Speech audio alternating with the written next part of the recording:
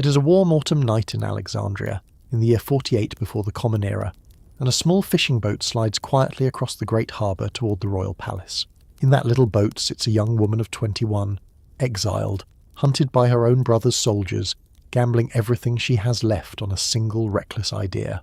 Her name is Cleopatra, and tonight she is not dressed as a queen. She is folded, knees to chin, hidden inside a long sack for carrying bedding.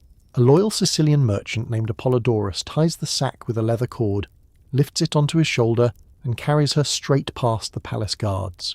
They think he's delivering linens or a gift, and they wave him through, never guessing that a living pharaoh is curled inside, barely daring to breathe. He sets the bundle down on the marble floor, loosens the cord, and out of the sack unfolds Egypt's last great queen, dusty, rumpled, and utterly composed. Waiting in that room is Julius Caesar, the most powerful man in the world, and by the time the sun rises she has completely and thoroughly won him over. Now think carefully about what actually just happened, because it is the whole point of the story we are going to tell you tonight, slowly and very softly. She did not conquer the great Caesar with a beautiful face glimpsed across a crowded hall. She did it rolled in a sack with nerve, timing, and a razor-sharp mind. And that, gently, is the myth we are here to unwind tonight.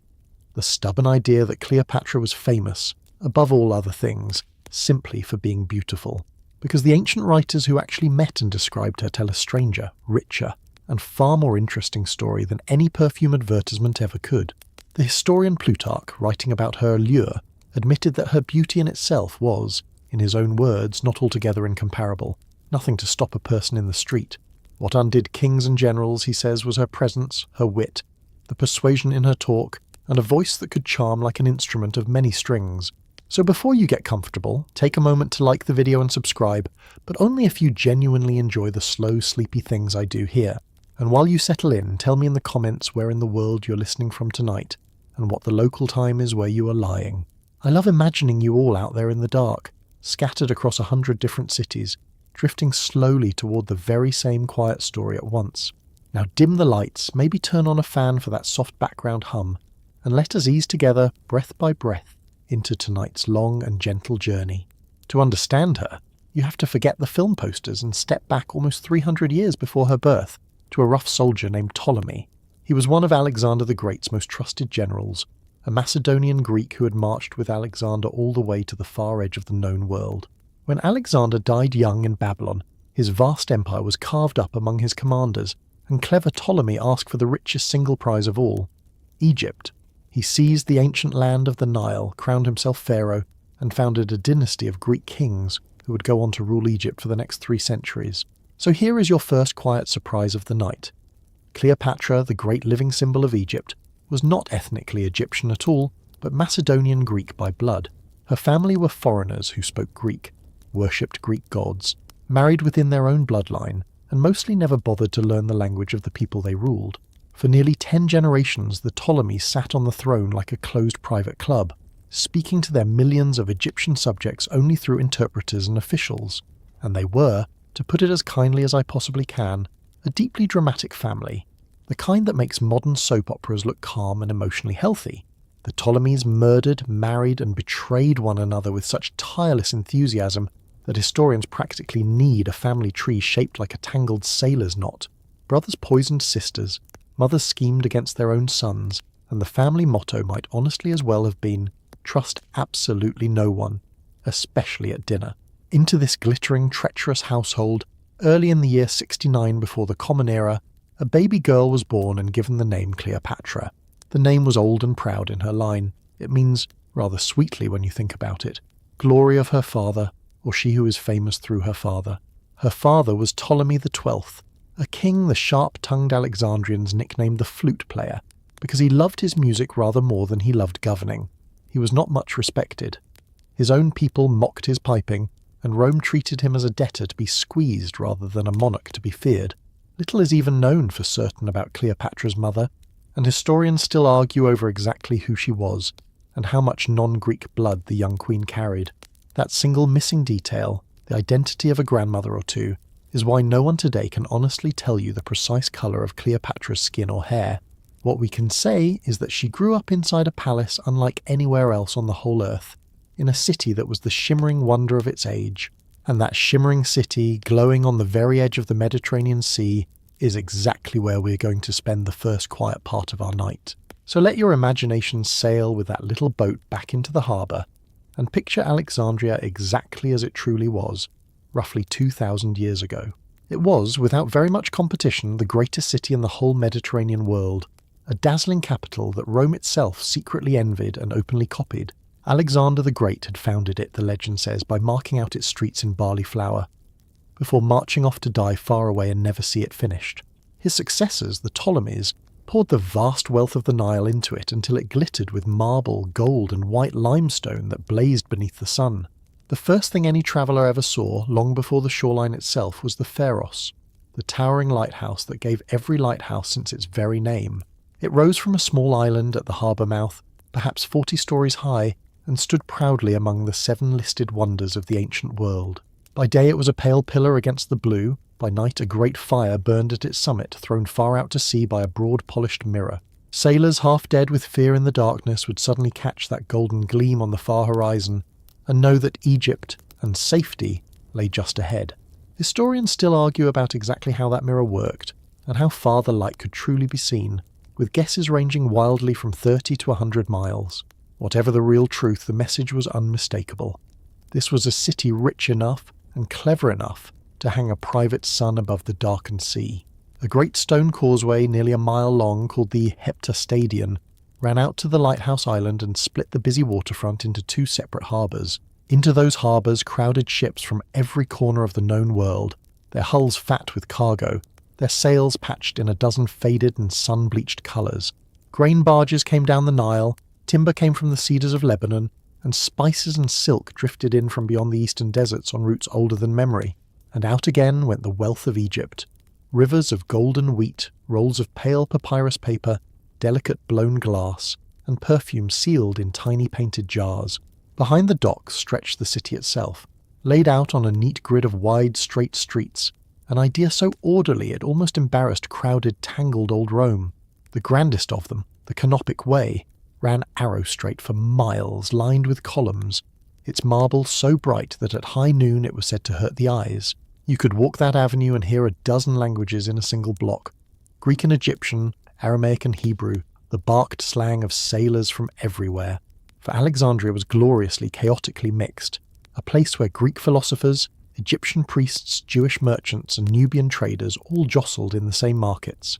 It was a city where you could argue geometry in the morning, buy a live crocodile by noon, and watch a solemn religious procession wind past your door by dusk. The smells alone would knock a modern visitor flat. Salt and fish from the docks, incense from the temples, spice, sweat, dung and frying oil all at once. Somewhere in the noble quarter rose the royal palaces, a whole district of them spreading along the shore behind gardens, walls and private harbours of their own. This was the Bruchaion, the gilded royal enclosure, and it was here, among fountains and painted colonnades, that our young Cleopatra was quietly growing up. Nearby, the old story went, lay the Soma, the tomb where the embalmed body of Alexander the Great himself was displayed in a case of gold and later of glass. Imagine being a child of that palace and knowing that the world conqueror who founded your city lay preserved a short walk away, staring out silently through crystal. It is the kind of neighbourhood that quietly tells a growing girl she's standing at the very living centre of everything that matters in the whole world. And in one sense she truly was, because whoever controlled Alexandria controlled the grain of Egypt, and whoever controlled that grain could feed, or starve, Rome itself. That single hard fact, wheat, is the quiet, invisible engine humming beneath this entire glittering love and war story we are unwinding so slowly for you tonight. Rome's swelling population needed Egyptian grain to survive, and so Rome's most ambitious men kept turning their hungry, calculating eyes toward this shining southern city. Cleopatra, clever far beyond her years, seems to have understood this balance of power almost from the nursery, the way other children simply understand their games. She grew up watching envoys arrive and depart, watching her father beg and bargain with Rome, learning that a throne was always something you had to fight to keep. She saw too how easily her own family turned upon itself, how a sister or a brother could smile sweetly at breakfast and quietly plot a murder by supper. So while the palace tutors filled her days with books, the palace itself was teaching her a far harder subject, how power truly moves and how quickly it can vanish. By every account, she was a restless, curious, watchful child, far more interested in scrolls and maps and strange languages than in mirrors and fine embroidered gowns. Which brings us gently to the great treasure house of her childhood, the one place that shaped her extraordinary mind more than any crown ever shaped her head. Just a little further along the shore from her own bedroom stood the most famous collection of knowledge in the entire ancient world, the Library of Alexandria. The library was not really one single grand building with a golden dome, the way films love to imagine it, but part of a much larger institution called the Museum.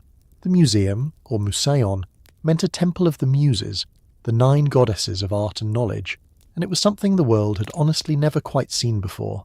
Think of it as the first great research institute, a place where scholars from everywhere were paid, housed and fed simply to think, argue and write all day long. They lived on royal money in shaded colonnades and lecture halls, sharing meals and ideas, freed from ordinary work to chase pure knowledge wherever it happened to lead. It was, if you like, the ancient world's dream of a university crossed with a think tank, several long centuries before anyone had invented a word for either.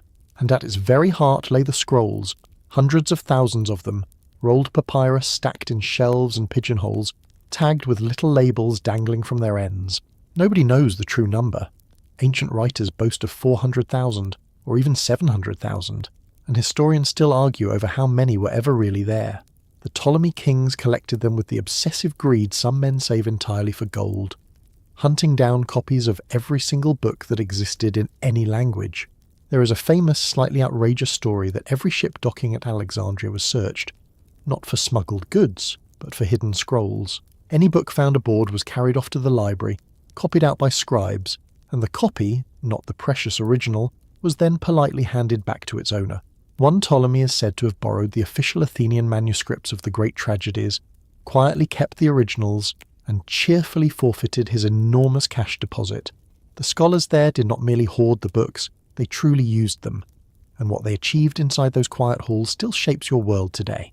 It was in Alexandria that Eratosthenes measured the true size of the round earth using nothing but shadows, a deep well, and a beautifully simple piece of reasoning. He was off by only a small margin, which is astonishing for a man with no telescope, no satellites, and absolutely no way to leave the ground. Here too the geometry of Euclid was gathered and taught, the same shapes and proofs that may have quietly tormented you in a distant schoolroom long ago. Astronomers mapped the wheeling stars, physicians studied the human body, and inventive engineers dreamed up gears, water pumps and clever toys that hissed with steam. This was the intellectual air that little Cleopatra breathed, the way other children breathe the warm smell of a kitchen or the noise of a busy street. She was, remember, a royal Ptolemy, and her family had built and funded all of this. The scholars were, in a real sense, her father's honoured guests, so her education was not the thin decorative polish given to an ornamental princess, but something far closer to the deep training of a future ruler and thinker. She would have learned to read and write in Greek first, the language of her dynasty, poring over Homer, the tragedies, and the speeches of long-dead orators. But she went far beyond poetry into the harder disciplines: mathematics, astronomy, geography, philosophy, rhetoric, and the slippery, powerful art of persuasion. Rhetoric, the craft of speaking to move and convince, may well have been the single most important lesson of all for the woman she was going to become. Later writers claim she also studied medicine and natural science, and some even credited her with whole books on drugs, cosmetics, and weights and measures. Whether she truly wrote them herself or not, the very fact that people believed she could tells you exactly how her mind was regarded, even by her enemies. For here is a thing genuinely worth pausing on in the dark tonight. Nobody in the entire ancient world ever seems to have called Cleopatra stupid. They called her dangerous, they called her scheming, they called her a foreign temptress, but never, not even once, did they seriously call her a fool. And then there were the languages, the shining skill that dazzled foreign visitors far more than any jewel she ever wore around her clever calculating throat. Plutarch tells us her tongue was like an instrument of many strings, which she could tune at will to whatever language she happened to please. He says she rarely needed an interpreter, meeting Ethiopians, Hebrews, Arabs, Syrians, Medes and Parthians, and answering most of them in their own native speech. By some counts she commanded as many as 9 languages, a feat that would exhaust a modern diplomat armed with a whole shelf of dictionaries and a good night's sleep. And she did something no Ptolemy in 3 whole centuries had ever once bothered to do. She actually learned Egyptian, the language of the people she ruled. For nearly 10 generations, her Greek ancestors had governed millions of Egyptians while treating their tongue as beneath a royal ear. Cleopatra simply refused to do so. That choice was not sentimental, it was shrewd. For a queen who can speak to her subjects and her priests directly holds a power interpreters can never truly give her.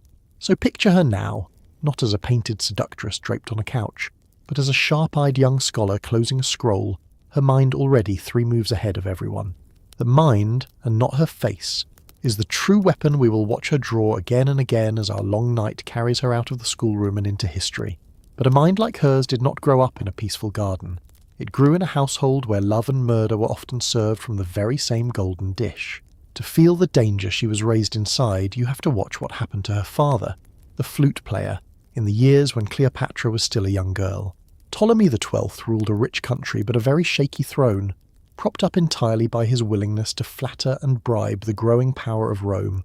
To keep his Roman friends, he borrowed staggering sums from Roman financiers and taxed his own people hard to repay them, which made him thoroughly and dangerously unpopular. In the year 58 before the Common Era, the patience of Alexandria finally snapped, and the furious mob drove their piping king right out of his own city.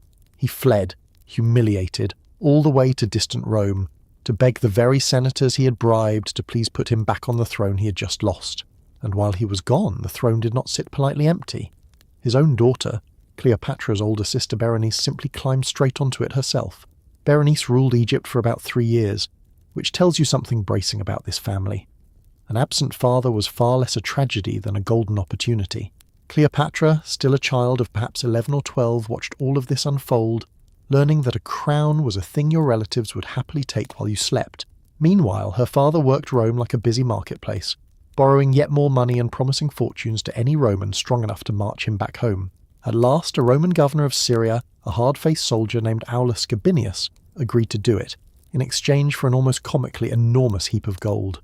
In the year 55, Gabinius led an army down into Egypt, restored the flute player to his throne, and left Roman soldiers behind to keep him firmly there. And here the story quietly drops a small delicious seed for much later, because riding with that Roman army was a bold young cavalry officer named Mark Antony. Some ancient writers claim that Antony, then in his 20s, first laid eyes on the teenage Cleopatra during this very expedition and never quite managed to forget her. Historians still argue whether that early meeting truly happened, or was invented later to make their famous love look like destiny. Either way, it is a rather lovely thought. But the flute player's homecoming was not at all gentle, for the very first thing he did upon regaining his throne was to have his own daughter Berenice executed.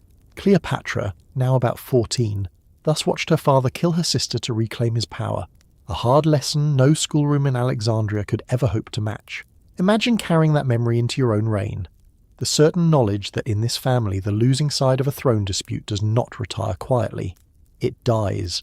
It would be strange indeed if such a childhood did not leave her watchful, guarded and entirely willing to strike first if striking first was what survival required. Yet she was not simply hardened. She was also being shaped into something far rarer, a ruler who understood both the quiet library and the sharp dagger equally well. She saw how her father's weakness had cost him his dignity, and she seems to have quietly promised herself that she would never once look so small before Rome. The flute player did not live very many more years. Worn out by debt and exile, Ptolemy XII died in the year 51 before the Common Era. In his will, he left his kingdom jointly to 2 of his children, Cleopatra, then about 18, and her little brother Ptolemy, then only about 10 years old. And as if he had somehow learned nothing at all, he named the distant Roman Senate itself as the guardian and protector of this fragile brother and sister arrangement. So Cleopatra came to her throne already tangled in the very web that had strangled her father, dependent on Rome, and yoked to a child who was also her rival. By the ancient custom of her house, the 2 of them were not only made co-rulers, but also, in the strange old Egyptian style, formally married to one another. If that fact makes you wrinkle your nose in the dark, you are certainly not alone. But to the Ptolemies, sibling marriage was simply how you kept the sacred bloodline pure. They modelled it on the old Egyptian gods, on Isis and Osiris, divine brother and sister and husband and wife, and used it to avoid ever sharing power with outsiders. In practice, of course, it meant the royal marriage bed was also a battlefield, and the 2 young monarchs began quietly circling each other almost at once. Cleopatra was older, cleverer, and far more capable, and she had absolutely no intention of being a quiet junior partner to a 10-year-old boy and his advisors. But that boy came with a whole pack of ambitious grown men who ran his household and saw in him a soft, easily moulded path straight to real power. Chief among them was a sharp-witted eunuch named Pothinus. Together with a general and a tutor, a little council determined to rule Egypt through the malleable young king. To them, the confident older sister was not a partner, but an obstacle. And obstacles, in this particular family, had a well-known habit of quietly being removed, so the palace settled into a quiet, poisonous struggle, brother against sister, faction against faction, each smiling politely in public and sharpening long knives in private. And into that simmering standoff from far across the sea, the great storms of Rome's own civil war were about to come crashing down upon Egypt's sunlit shore. For years, the great Roman Republic had been slowly tearing itself apart, and by now that bitter quarrel had narrowed to two enormous men who could no longer share one world. On one side stood Pompey the Great, the aging hero of 100 victories. On the other, Julius Caesar, the daring general who had just finished conquering Gaul. Their rivalry had curdled into open civil war, and in the summer of 48 it came to a bloody head on a dusty plain in Greece called Pharsalus. There, against all the odds, Caesar shattered Pompey's larger army, and the once invincible old lion suddenly found himself a hunted fugitive with nowhere at all safe to run. Pompey remembered that he had once been a friend and guardian to the royal house of Egypt, and so he turned his weary ships toward Alexandria, hoping for shelter. It was, as it painfully turned out, the very worst decision of his long and storied life, though he could not possibly have known it as the coast came into view. For the boy king's advisors, watching coldly from the shore, faced a simple and calculating question about which Roman it was now safest for them to please. Pompey was a beaten man, Caesar was the clear rising victor, and a beaten man, they reasoned among themselves, was worth far more to them dead than alive. So they hatched a plan of breathtaking treachery, one designed to buy Caesar's lasting gratitude with a single, shocking and utterly cynical welcoming gift. As Pompey stepped from his ship into a small welcoming boat, the Egyptians rowing him ashore suddenly drew their blades and stabbed him to death in the shallows. His wife and son, watching helplessly from the deck behind them, saw the great man fall, and their cries of grief carried out across the water in the fading light. The murderers cut off Pompey's head and kept it carefully, planning to present this grisly trophy to Caesar as living proof of their loyalty and their usefulness. Now hold that fresh horror in your mind, and let us step back a few months to see where Cleopatra herself was while all of this was slowly unfolding. By this point, her brother's faction had gained the upper hand inside the palace, and had driven Cleopatra clean out of Alexandria, and indeed out of Egypt itself. But being driven out was not, for her, remotely the same as giving up. And here you begin to see the true steel that her murderous upbringing had forged in her. She fled east, into Syria, and the harsh desert borderlands, and there, quite remarkably, this young woman of just 21 set about raising an army of her own. She gathered mercenaries and allies by sheer force of argument and personality, and marched them straight back to the frontier of Egypt to fight for the throne that was hers. So as the year turned, two armies faced each other near the eastern gate of Egypt, the young boy king's forces on one side and his exiled, furious sisters on the other, and into that tense-armed standoff just days after Pompey's brutal murder sailed Julius Caesar himself, chasing his dead rival right into the heart of Egypt. Caesar landed in Alexandria with a fairly modest force, marched up to the royal palace as though he plainly owned it, and settled in with the calm of a habitual winner. The advisors, delighted with themselves, hurried to present him with their prize, the severed head and signet ring of Pompey the Great, expecting warm and grateful thanks. Instead, the ancient writers tell us, Caesar turned sharply away in grief and disgust, and wept openly at the sight of his old rival reduced to a trophy in a basket. Whatever his true feelings, the political message was perfectly plain. These Egyptians were dangerous, treacherous people who murdered Roman statesmen just to flatter whoever seemed strongest. Historians still argue over how genuine Caesar's tears really were, since a public show of mercy conveniently made him look far nobler than the cold schemers around him. Either way, he did not simply sail home. He stayed, planted himself firmly in the palace, and calmly announced that he would settle the Egyptian succession himself. He had a solid legal excuse, for the flute player's will had named Rome as guardian, and Caesar was, at that particular moment, effectively all of Rome in the flesh. He also had a very practical motive, since Egypt still owed Rome, and therefore owed him personally a truly colossal and long overdue mountain of unpaid debt. So Caesar summoned both squabbling monarchs, Cleopatra and her brother, to come and lay their bitter quarrel before him for judgment in the royal palace. For Ptolemy's advisers, this summons was deeply awkward, because their whole strategy depended on keeping the dangerous sister far away from any powerful, persuadable Roman ear. They knew, perhaps better than anyone alive, exactly what Cleopatra could do to a situation if she were ever simply allowed to stand before a man and talk. The roads and harbours were quietly watched. The most loyal soldiers were posted at every door, and each obvious route back into the palace was closed against her. To walk in openly would have meant arrest, or a quiet blade in a shadowed corridor long before she ever reached the room where the great Caesar sat waiting. And so Cleopatra faced a puzzle worthy of everything her tutors had ever taught her. How does a hunted queen slip past an entire army to reach one single man? Her answer would become one of the most famous entrances in all of history, and it involved neither beauty nor an army, but a plain length of sacking and sheer nerve. So let's return, now that you fully understand the stakes, to that warm autumn night on the harbour, and follow the little boat all the way in. The little boat bumps softly against the palace water stairs, and Apollodorus lifts his strange, heavy bundle, silently praying that the guards are as bored as they look. You already know exactly what is folded inside, so feel the true weight of it. A living queen, holding her breath, her whole future balanced on a single leather cord. Up the torchlit stairs he climbs, past the drowsy sentries, into the private apartments, and lays the sack gently down before the most powerful man in the whole world. The cord is loosened, the linen falls open, and Cleopatra rises out of it, rumpled and dusty and entirely unbothered, to look Caesar directly and steadily in the eye. Picture the whole scene from Caesar's side. A rival queen he has been warned is dangerous simply appears in his private room, delivered like a parcel, and smiling. He is a hardened veteran of 100 intrigues, a man not at all easily surprised, and yet the sheer audacity of this delights him more than any beauty could. This is the thing the old writers keep circling back to. It was never the face at all. It was the boldness, the wit, the sheer theatrical brilliance of the gesture. Anyone at all can arrange to look pretty across a crowded banquet hall. Almost no one has the raw nerve to be smuggled through an enemy army rolled up in bedding. They talk long into the night, and by the time the sky pales over the harbour, the most powerful man in Rome has decided to firmly back the woman from the sack.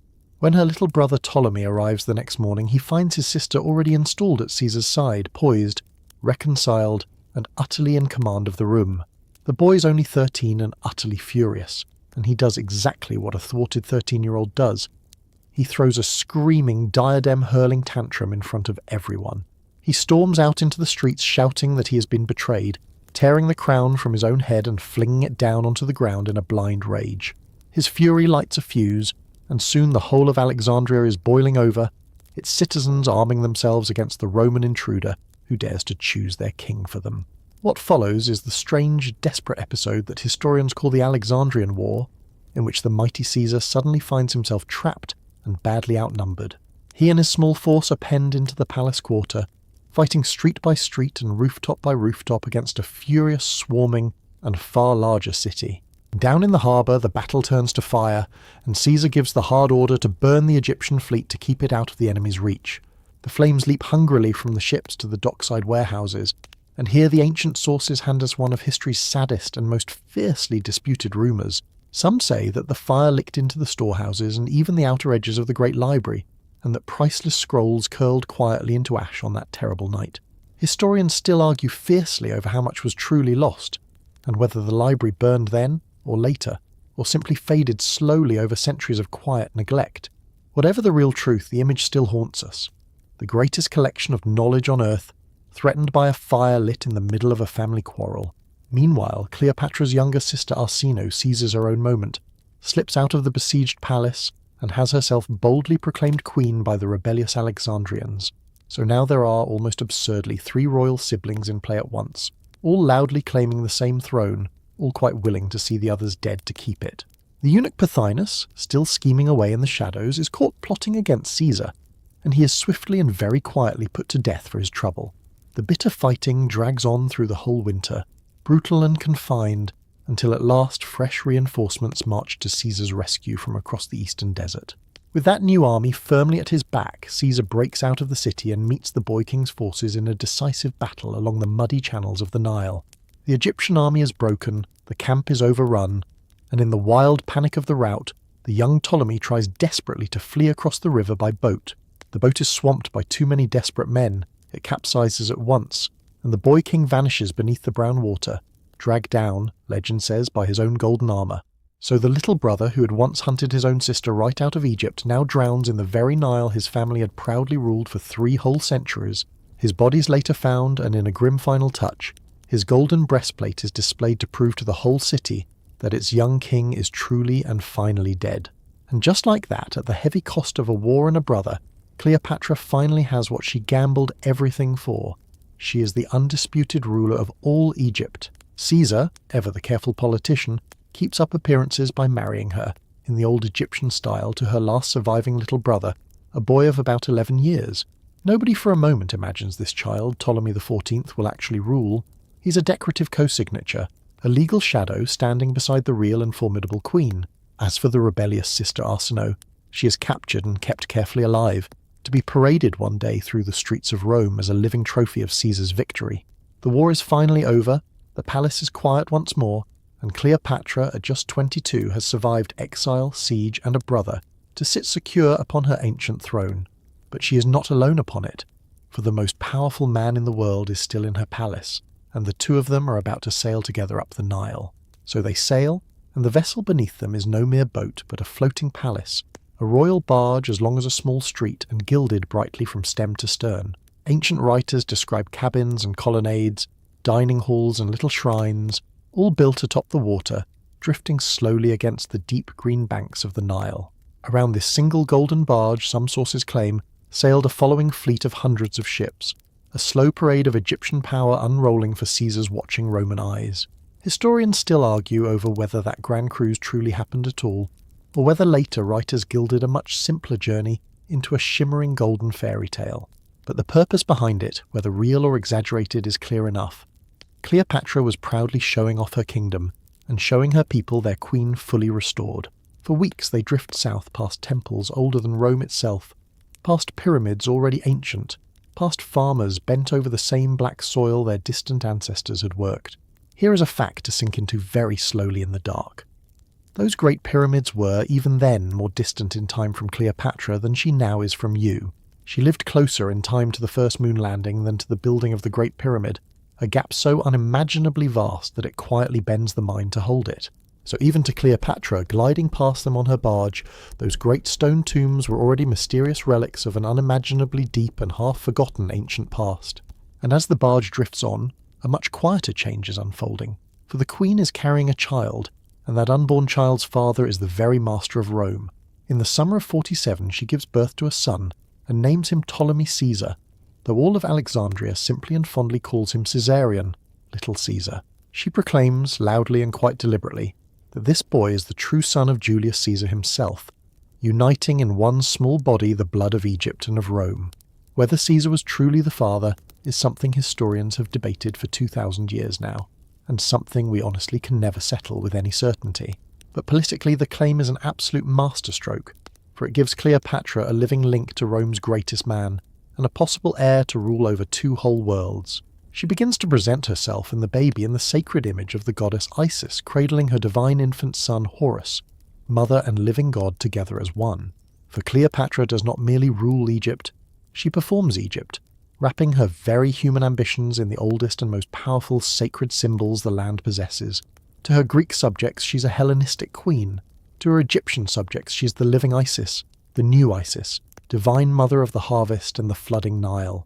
This is not empty theatre, but genuinely shrewd statecraft, for a ruler who is seen as a goddess is far harder to hate and very much harder to overthrow. And here is exactly where the tired old story of the pretty seductress quietly falls apart, because what she's really doing is the hard, patient work of governing.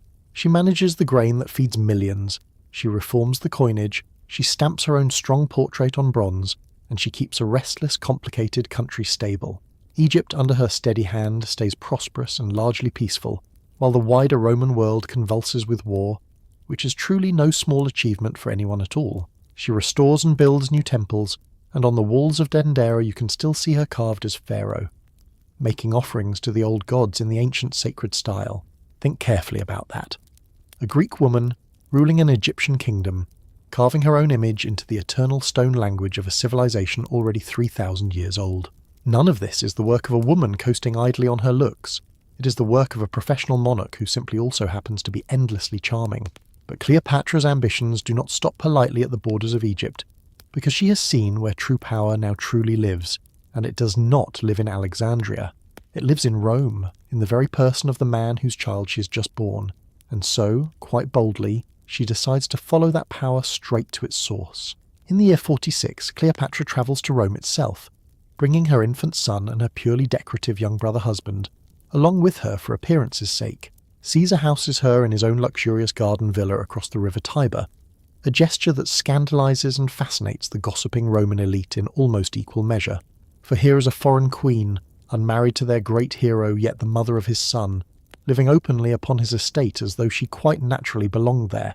The proper Roman matrons are appalled, the Roman men are quietly intrigued, and everyone in the city, absolutely everyone, is talking endlessly about the woman from Egypt. Caesar pours fresh fuel on the fire by placing a golden statue of Cleopatra inside the temple of his own ancestral goddess Venus in the very heart of Rome.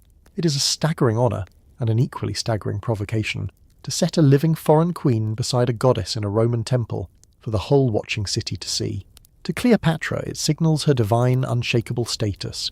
To conservative Romans it signals that Caesar has grown dangerously fond of kings, queens, and golden crowns, and that single whisper that Caesar secretly wants to be a king is the very deadliest rumour in a republic that had angrily thrown out its last king 5 centuries before. So even as Cleopatra quietly basks in her Roman triumph, a blade is being sharpened in the dark, and the date with history is already circled, the Ides of March. On the 15th of March, in the year 44 before the Common Era, Julius Caesar walks into a crowded Senate meeting and never walks out of it alive again. A group of senators, some of them his own former friends, suddenly close around him with hidden daggers and stab him again and again, 23 times in all. He falls at the foot of a statue, and the man who had conquered Gaul and mastered Rome dies on the marble floor in a spreading pool of his own blood. They kill him, they say, to save the republic from a king, terrified that Caesar truly meant to make himself a monarch in fact as well as in raw power. And somewhere across the river Tiber, in a borrowed garden villa, a foreign queen suddenly learns that the very ground has just vanished from beneath her feet. For Cleopatra, Caesar was not only a lover and an ally, he was her single fragile thread of connection to the whole terrifying machine of Roman power itself. With that thread abruptly cut, she is suddenly just a foreign woman with a small son, stranded in a hostile city that is sliding very rapidly toward open chaos. Worse still, when Caesar's will is finally opened, it names not her son Caesarion, but his young grand-nephew Octavian, as his chosen heir and true successor.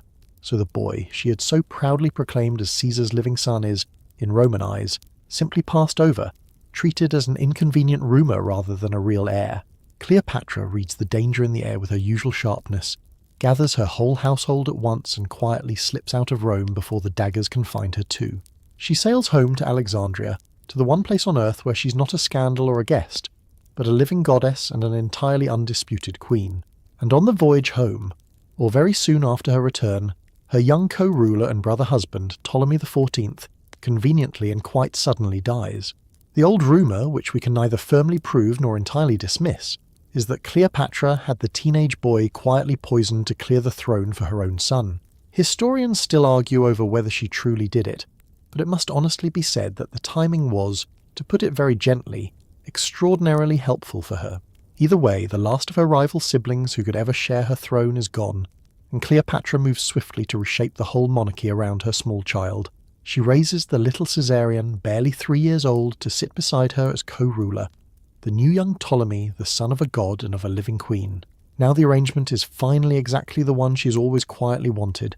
She rules in full with only a small, adored and utterly loyal little boy at her side.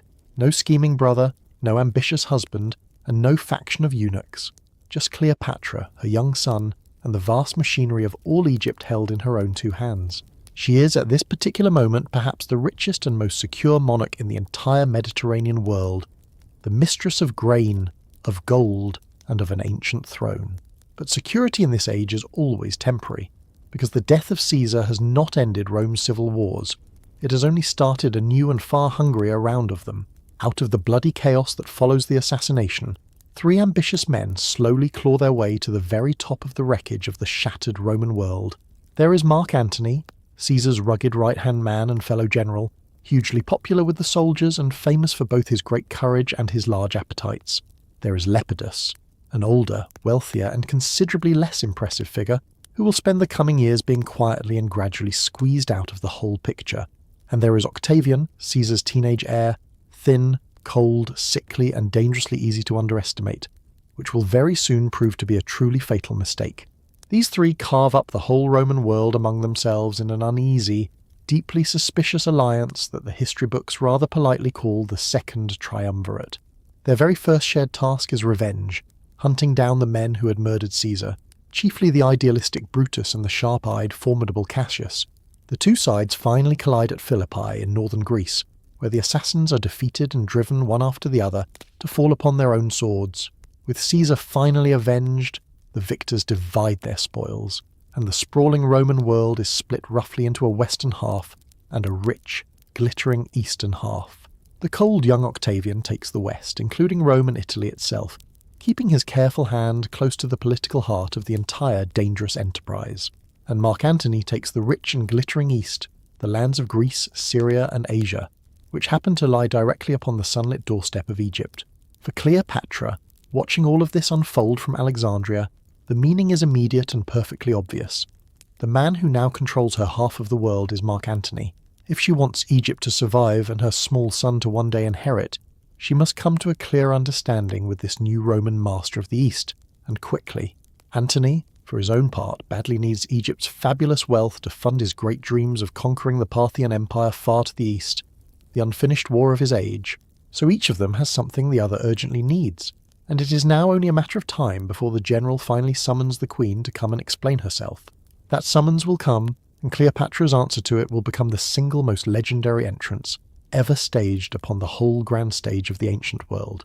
The summons, when it finally comes, is not a friendly invitation, but very nearly an accusation. For Antony wants to know why Egypt had aided his enemies at Philippi. He sends word for Cleopatra to come to him at Tarsus, a city in the east, and to fully explain herself before the new Roman master of half the known world. A lesser ruler might have hurried nervously to obey, arriving anxious and apologetic, eager to smooth things over with a powerful and clearly irritated Roman man. Cleopatra does the exact opposite. She takes her time, she prepares carefully, and she turns a tense political summons into the single greatest piece of theatre of her life. She knows precisely who Mark Antony is, a big, warm, boastful, pleasure-loving soldier who adores spectacle, rich wine, and being flattered on a truly grand scale. So she does not come to defend herself at all. She comes to overwhelm him, to arrive not as a guilty subject, but as a radiant goddess descending to bless the earth. Picture the river Sidnal on a golden afternoon, its banks lined with ordinary people going about their ordinary business, when something utterly impossible drifts into view. A barge appears, and its whole stern is covered in bright gold, and its sails are the deep, costly purple of royalty, filling softly with the warm river breeze. The oars that drive it forward are made of gleaming silver, and they rise and fall in perfect measured time to the music of flutes and pipes and gently plucked harps. The whole vessel seems to move to music, a slow floating orchestra, so that people hear it drifting toward them before they can quite believe what their eyes are showing. And there, beneath a shimmering canopy of woven cloth of gold, reclines Cleopatra herself, dressed and posed as Venus, the very goddess of love, brought to living life. Around her stand beautiful boys costumed as little winged cupids, fanning her gently, while her maids are dressed as sea nymphs, tending the ropes and the silver rudder. From the barge drifts a great cloud of exotic perfume, so rich and heady that it reaches the riverbanks and wraps the watching crowds in a haze of incense and spice. It is a deliberate assault on every single sense at once. The gold to the eye, the music to the ear, the perfume to the nose, all perfectly and knowingly staged. Word races through the whole city that the goddess Aphrodite herself has come sailing in to feast with the god Dionysus, for the good and blessing of all Asia. And this is a true masterstroke, because Antony liked to compare himself to Dionysus, the god of wine and revelry, so she has neatly cast him as her divine partner. In one single gesture she flatters him, elevates herself and rewrites their tense meeting as a sacred union of two gods rather than a trial of a naughty subject queen. The people of Tarsus abandon whatever they are doing and rush to the riverbank to gape, until the great marketplace where Antony sits is very nearly deserted. And there sits the great general, the master of the East, left almost entirely alone upon his official platform, upstaged completely before he has even said a word. It is a quiet, brilliant humiliation, wrapped so beautifully in sweet flattery that Antony cannot possibly take any offence at it, only marvel and wonder at it. He sends an invitation for the Queen to come and dine with him that very evening, trying, perhaps, to win back a little of the ground he has just quietly lost. She graciously declines, and instead invites the great Mark Antony to come and dine with her, aboard her floating golden palace, entirely upon her own chosen terms. He accepts at once, of course, because who on earth could ever resist? And he steps aboard into a scene of impossible, shimmering and almost overwhelming luxury. The ancient writers describe a banqueting hall lit by a whole galaxy of little lamps arranged in intricate patterns, all blazing together at once in the warm night air. There is food beyond counting, wine beyond measure, gold plate on every surface, and at the very centre of it all the calm, watchful and endlessly clever Queen. Antony, a man who fancied himself the grandest host in all the Roman world, finds himself thoroughly and rather cheerfully out-hosted by the woman he came to scold. And notice, please, very carefully what has actually won him, because it is not simply a lovely face across the lamplight. Plenty of women had lovely faces. It is the sharp intelligence behind the spectacle, the shrewd reading of his character, the wit of the mythological joke, the sheer confident audacity of the whole performance. She has understood Antony completely and given him exactly the flattering story he most wanted to be living inside. Himself as a great god, feasting with a goddess. Plutarch, telling all of this centuries later, is quite clear that her charm lay in her presence and her conversation, and not in any flawless, breathtaking beauty. Her looks, he firmly insists, were pleasant enough, but nothing truly extraordinary. It was the whole living, speaking, laughing person that simply no one could resist. So the famous seduction at Tarsus, so often painted as a mere matter of cosmetics and cleavage, is really a shining triumph of stagecraft, psychology and calculation. By the time the many lamps burn low, Mark Antony is no longer the stern judge of a wayward queen, but a thoroughly captivated guest in her shimmering golden world. He will follow her from Tarsus all the way back to Alexandria, setting aside his wars and his duties to spend a long winter he will never quite fully recover from. And that winter, wrapped in wine and laughter and the perfumed dark of her great palace, is exactly where our slow and gentle story drifts to next tonight. Back in Alexandria, the long winter that follows is one of the most famously extravagant seasons in all of ancient history. A slow carnival of wealth and pleasure. Antony, who has spent his whole life in rough army camps and shouting Senate brawls, now tumbles headfirst into the soft, gilded luxury of the Egyptian court. Together he and Cleopatra found a private little club, which they cheerfully name with quite open and unashamed arrogance, the Society of the Inimitable Livers.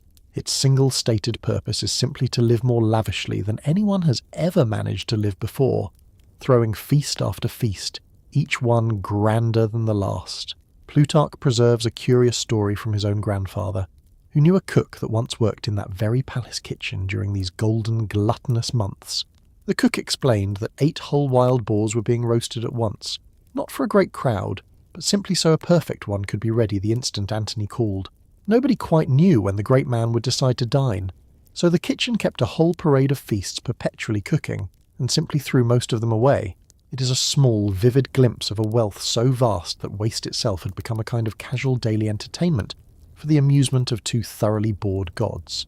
But the pleasures were certainly not only at the dining table, for the Queen and the General also loved to prowl the night streets of Alexandria in disguise.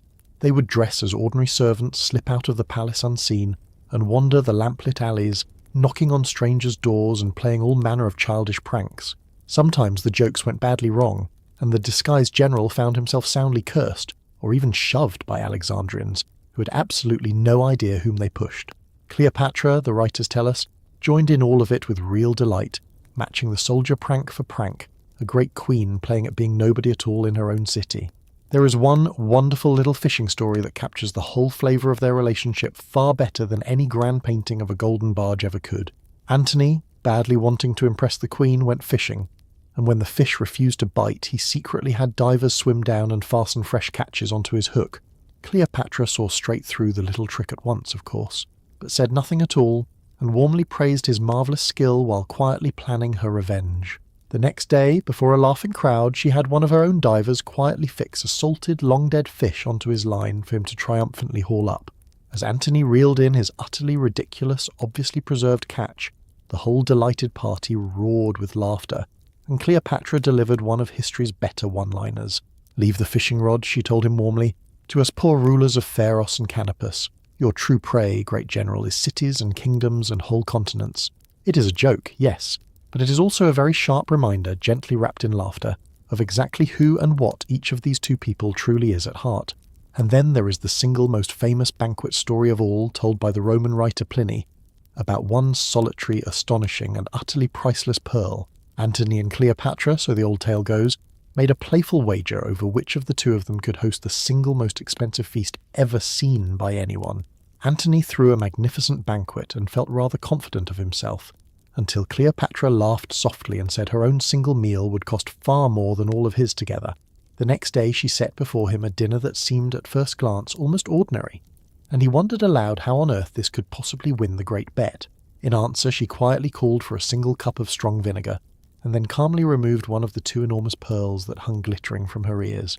These pearls were said to be the very largest and most valuable in the entire world, an inheritance of kings, each one worth the price of whole rich provinces. She dropped one gently into the vinegar, waited calmly as it dissolved, and then lifted the cup and drank the entire fortune down in a single, unhurried swallow. As she reached for the second pearl to consume that one too, a watching judge cried out that Antony had already lost, and the impossible meal was suddenly over. Now, historians and scientists have poked many holes in this old story, because a pearl does not actually dissolve so neatly in vinegar within a single evening's dinner. Historians still argue over whether it happened at all, whether the vinegar was somehow specially prepared, or whether the whole thing is simply a beautiful, useful legend. But true or not, the tale endured for 2,000 years for one simple reason. It perfectly captures her rare gift for the grand, unforgettable and meaningful gesture. Every single one of these stories, the boars, the pranks, the fish, the pearl, is really about the very same thing, and it is not the shape of her nose. It is her theatrical genius, her quick humour, her boldness, and her uncanny understanding of the people around her, and precisely what would move each of them. For all its wine and laughter, this long Alexandrian winter is also, very quietly, a piece of shrewd statecraft, binding the master of the Roman East ever tighter to Egypt. But the wider world does not pause politely for lovers, and letters soon arrive that drag Antony out of the golden haze and back toward duty, war, and distant Rome. He will sail away in the spring, not yet knowing that he leaves the queen carrying not one child but two, a pair of twins who will bind their two fates together forever. For the next few years the queen and the general live largely apart, their two lives pulled in very different directions by the relentless tides of Roman politics. Antony returns to a world on fire where his own wife Fulvia has actually gone to war against Octavian in Italy, while he was busy feasting far away in Egypt. It is a distinctly awkward homecoming, and Fulvia's sudden death soon afterwards conveniently clears the way for a fragile new peace between the two rival triumvirs. That peace is sealed, as so many Roman peaces were, with a marriage, and Antony weds Octavia, the gentle, dignified and much respected sister of Octavian himself. So while Cleopatra rules quite alone in Alexandria, the man who fathered her unborn twins is marrying another woman entirely for the sake of a political treaty. It is worth truly sitting with how exposed this leaves her, a foreign queen with two half-Roman babies and a lover who has just wed his own rival's sister. And yet she does not fall apart or flee or fling herself weeping from any tower. She simply goes on ruling, patiently, cleverly and remarkably well. She gives birth to the twins, a boy and a girl, and names them with cosmic ambition: Alexander Helios, the shining sun, and Cleopatra Selene, the silver moon. Sun and moon, a matched little pair of small gods, a not at all subtle hint about the sheer size of the destiny she already imagines for her growing new dynasty. For these quiet years give us a much clearer look at Cleopatra, the ruler, unglamorous, effective, and utterly unlike the idle, jewelled seductress of the later legend. Running all of Egypt was not a ceremonial hobby. It meant managing one of the most complex economies in the whole ancient world, with millions of mouths depending on it. Everything flowed entirely from the Nile's yearly flood, and a good ruler had to plan for fat years and lean years, storing grain against the certainty of famine. Cleopatra personally oversaw taxation, irrigation, trade, and coinage, keeping the vast machine steadily turning while much of the surrounding world dissolved into chaos and war. She dealt firmly with corrupt officials, negotiated shrewdly with foreign envoys, managed the temples and priesthoods, and balanced the interests of Greeks and Egyptians alike. This is deeply unglamorous work, the sort that never once makes it onto a film poster, and it is precisely the work she seems to have been genuinely good at doing. The Romans who feared and hated her did not fear a merely pretty face.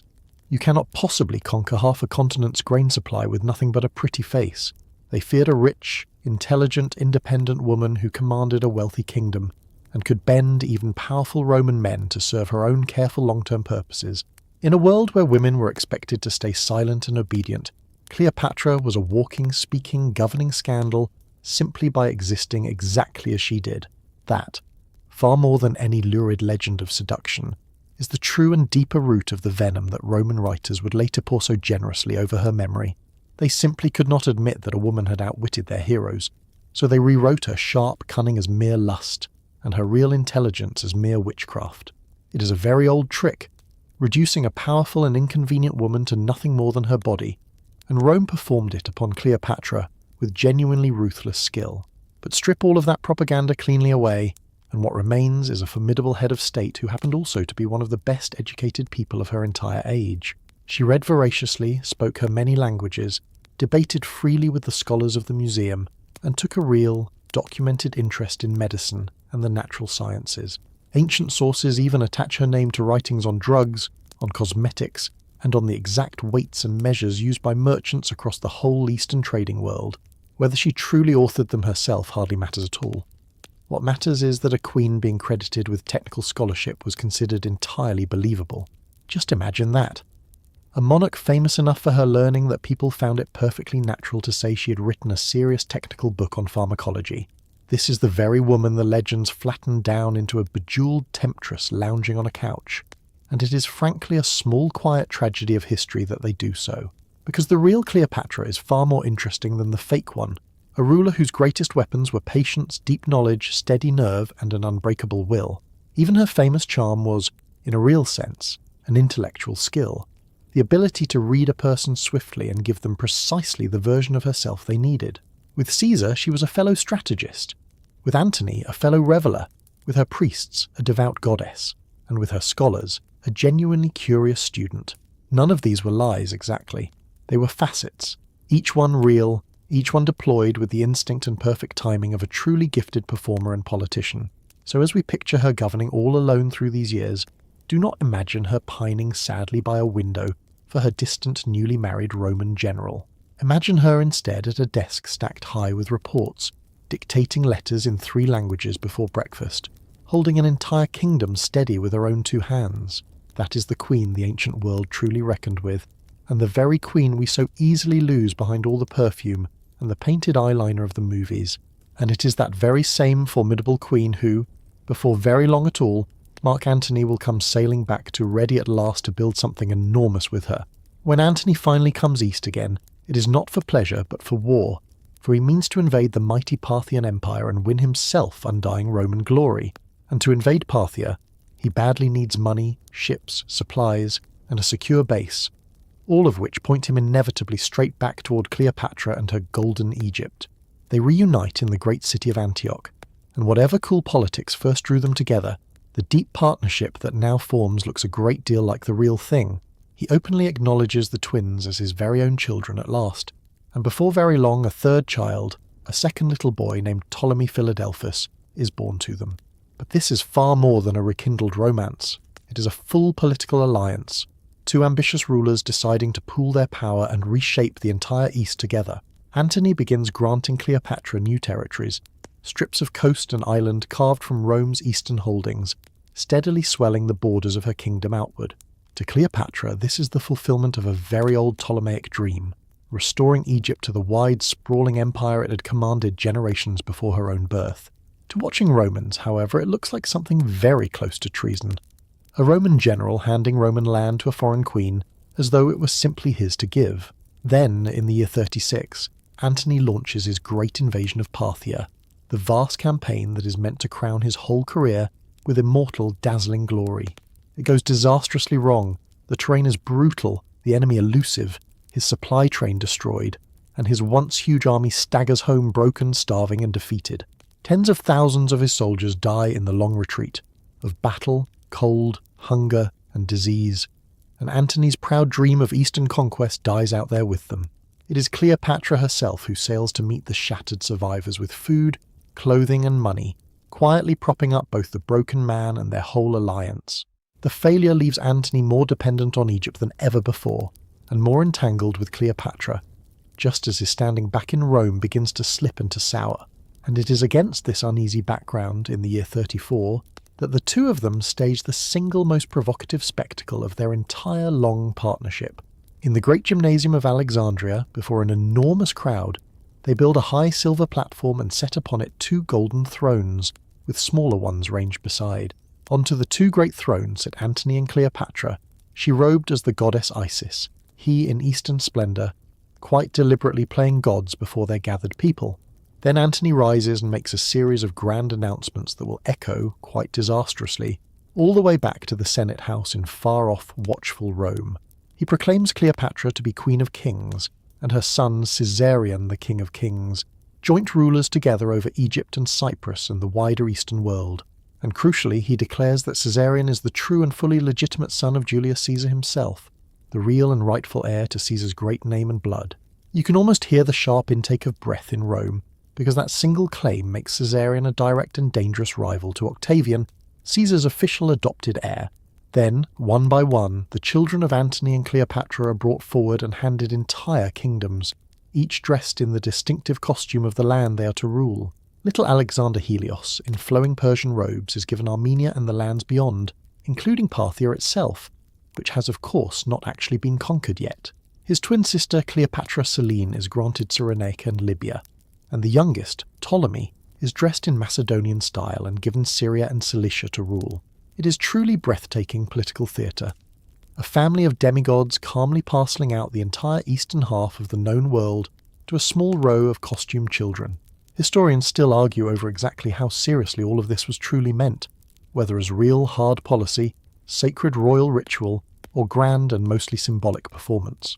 But it hardly mattered at all how it was meant, because of how it was received, and in Rome it was received as a naked outrage and a clear declaration of intent. For Octavian, still patiently building his own power in the West, the donations arrived as a gift of a very different kind indeed. Perfect, ready-made ammunition. He could now stand before the Senate and thunder that Antony had gone native, betrayed Rome, and fallen completely under the spell of a scheming foreign queen.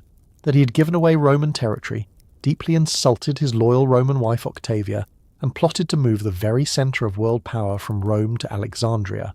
Some of this was true, some of it wildly exaggerated, and all of it was precisely the story Octavian needed to turn Antony's own countrymen firmly against him.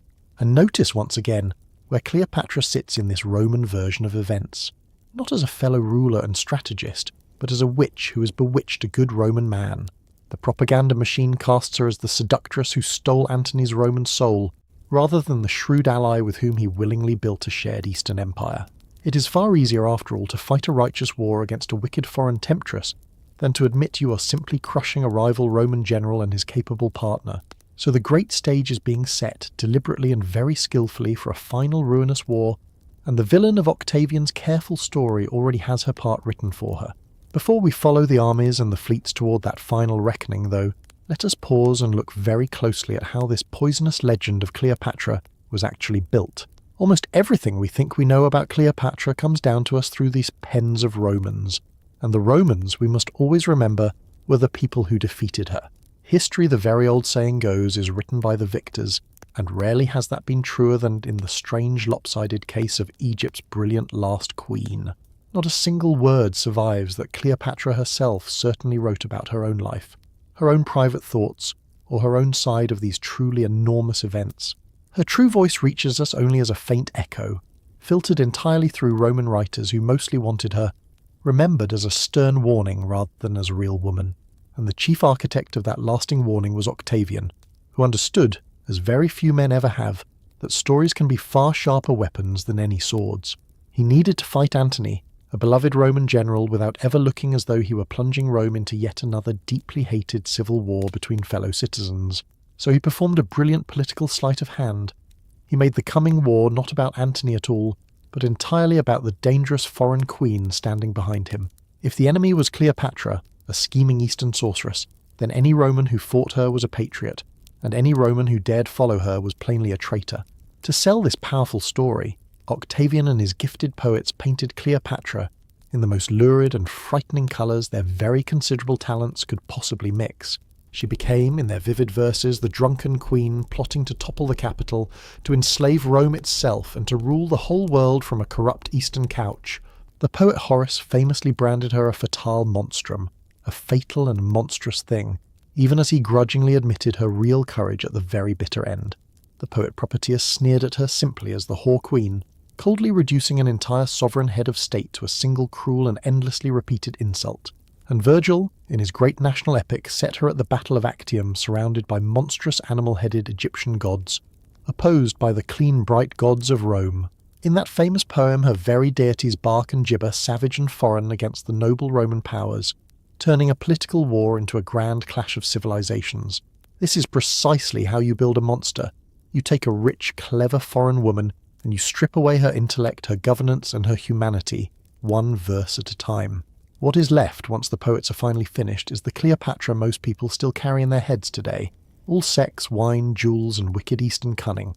The real tragedy is that this cartoon has almost entirely erased the actual woman, the scholar queen who ran a kingdom and spoke to the whole world in 9 living tongues. And the propaganda was certainly not only in the poems, it was also in hard, deliberate political theatre, staged at exactly the right moment to inflame the whole city. By the year 32, the uneasy alliance between Antony and Octavian has finally and completely collapsed. An open, ruinous conflict is now only a matter of time. Antony formally divorces the loyal Octavia, sending Octavian's own sister home in a public insult that proud Rome will neither forget nor ever truly forgive. Octavian answers with a stroke of ruthless political genius, seizing Antony's own private will from the sacred and protected keeping of the Vestal virgins. To take a man's private will from the Vestals was a grave violation, but Octavian judged the scandal well worth the outrage, and he read the document aloud to Rome. In it, so he loudly claimed, Antony confirmed the hated donations once again, and asked to be buried not in Rome at all, but in Alexandria beside his foreign queen. For very many Romans, that single detail was the final proof. Their great general no longer wished even to lie in Roman soil, so wholly had he been captured. Whether the will truly said all of this, or whether Octavian carefully edited and embroidered it to suit his purpose, we honestly cannot now know for certain. Historians still argue over how much of that document was truly genuine, and how much was convenient invention, dressed up neatly to push a hesitating city into war. But it worked exactly as intended. The public outrage boiled over, and Rome finally did the very thing that Octavian had so patiently and skillfully manoeuvred it toward. It declared war, formally and very publicly, not upon Mark Antony, a fellow Roman citizen, but upon Cleopatra alone, the dangerous foreign queen of distant Egypt. With those very careful words, Antony was quietly transformed from a rival Roman general into nothing more than the mere puppet and creature of a foreign enemy queen. Any soldier who now stood with him was officially fighting for Egypt against Rome, a truly devastating position in which to place a proud and loyal Roman commander. It was a genuine masterpiece of spin, and at its dark heart stood the invented Cleopatra, the seductress monster, faithfully doing the political work Octavian needed done. The real queen, meanwhile, was no witch and no mere puppet master, but a ruler staking her kingdom and her children's whole future on a single, enormous, terrible gamble. She had chosen her side, thrown in the entire wealth of Egypt with Antony, and now there could be no retreat and no quiet compromise left for either of the two of them. The poets and politicians had done their work, and the war of words was over. Now the war of iron and fire and salt water would have to settle everything at last, and it would all finally come down to a single afternoon, off a lonely stretch of the Greek coast, at a place whose name still echoes down the centuries, Actium. To fight this enormous war, Antony and Cleopatra assemble a truly colossal force, one of the largest gatherings of ships and men the ancient Mediterranean had ever seen. They bring together perhaps 500 warships, tens of thousands of hardened soldiers, and the vast, seemingly bottomless treasure of Egypt to pay for all of it. Among the fleet are towering warships, floating fortresses bristling with wooden towers and iron rams, so heavy it takes many banks of straining oars to move them. They move all of this power west to the sunlit coast of Greece, and gather around a great sheltered gulf beside a lonely wind-scoured promontory called Actium. On paper, it is a magnificent, almost unbeatable armament, and Antony has every good reason to feel confident as the long campaigning season slowly opens. But wars are never fought on paper, and against him stands not only Octavian but also Octavian's brilliant admiral, a hard, patient and dangerous man named Agrippa. Agrippa is arguably the very finest naval commander of the whole age, and while Antony hesitates and delays, he moves with speed, cunning and truly deadly precision. He swiftly seizes the key harbours and islands around the Gulf, and then, slowly and methodically, he begins to choke off Antony's vital supply lines by sea. Antony's magnificent fleet suddenly finds itself trapped inside the very gulf it came to command, penned in helplessly like a great beast in a slowly shrinking cage. And a trapped army, however grand, begins to rot, for the supplies dwindle, the bellies empty, and worst of all, the summer sickness creeps through the crowded camp. Malaria and dysentery sweep through Antony's soldiers and his rowers, thinning his crews and sapping the raw strength of the mighty fleet week by miserable, sweltering week. As the whole situation sours, the desertions begin, first a thin trickle, then a steady stream, as Roman officers slip away by night to Octavian's healthier winning side. Some of Antony's most senior and respected commanders abandon him entirely, taking their loyalty, their local knowledge, and their soldiers' fragile morale away with them. And through all of it runs a poisonous tension in the high command, for Cleopatra is there, in the camp, at the war council, and the proud Roman officers simply hate it. She has, after all, paid for much of this great fleet, so she insists on a real voice in how it is used, which is only reasonable and utterly unacceptable to them. To a proud Roman general, taking his battle orders in the presence of a foreign queen is a deep humiliation, and her very presence quietly undermines Antony's authority daily. The great strategic question splits the whole council bitterly down the middle. Should they stake everything on a battle by land, or instead on a battle out at sea? Antony's true strength has always been his hardened legions, and many officers beg him to march inland and fight the whole war on solid ground where he is strongest.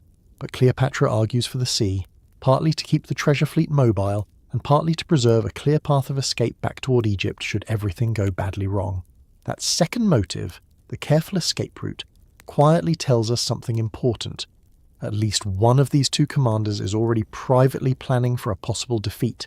In the end, quite fatefully, they choose the sea, and prepare to break out of the encircling gulf with their great ships in a single, desperate and decisive push. And here the sources drop a strange and very telling detail, for Antony orders the ship's sails to be loaded aboard before the battle, which was highly unusual indeed. Warships did not normally carry sails into a fight since sea battles were fought by oar. The sails were kept for one purpose only, and that single purpose was flight. So it seems the plan was never simply to win a straightforward battle, but to smash through the enemy line and escape with the fleet and the great treasure intact. Historians still argue over exactly what Antony and Cleopatra truly intended that morning, whether a genuine bid for victory or a planned breakout dressed up as a battle. Whatever the real plan, the mood in the camp is grim and heavy, thinned by sickness, desertion, and the slow, grinding pressure of Agrippa's ever-tightening blockade. On the other side, Octavian's men are rested, well-fed, confident, and commanded by an admiral who has already outmanoeuvred their enemy for many long, patient months. The two great fleets finally prepare to meet on the 2nd of September, in the year 31 before the Common Era, in the fateful waters just off Actium. Picture the dawn of that day. Hundreds of ships on each side, oars poised, decks crowded with anxious soldiers, the sea lying flat and waiting under a brightening sky. Antony's towering vessels form up heavily, while somewhere behind the main line waits Cleopatra's own squadron, the Egyptian ships and the great war chest they closely guard. For long hours the two fleets face each other cautiously, neither side eager to charge, each one waiting tensely for the other to make the first committing move. Then, as the day wears on and a fresh breeze finally rises from the open sea, the lines at last close together, and the great Battle of Actium erupts across the water. What happens next will end an entire era, decide the fate of the whole Roman world, and seal the doom of Antony and Cleopatra together, both of them at once. But like so much about this queen, the truth of that afternoon is tangled, disputed, and far stranger than the simple story of cowardice we're usually handed down. So take one more slow, easy breath there in the dark, and let us row out gently onto that ancient bright sea together, to watch the whole wide world quietly change. At first the battle unfolds as these sea fights usually did. A brutal, grinding, ship-against-ship struggle fought with rams, arrows, grappling hooks and boarding planks.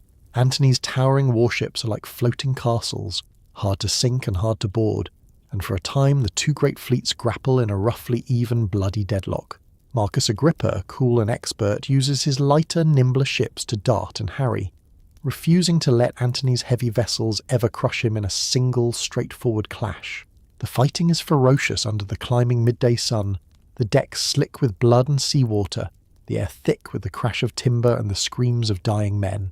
And then, around midday, as a steady breeze springs up from the open sea, something utterly unexpected begins to happen far behind the main line of the battle.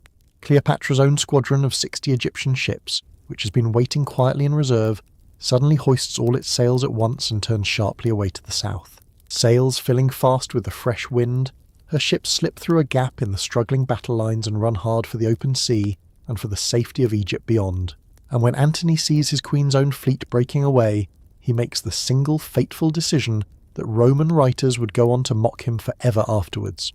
He abandons his own great flagship, transfers across to a smaller, faster vessel, and races after her, taking only a small handful of ships out of that enormous fleet.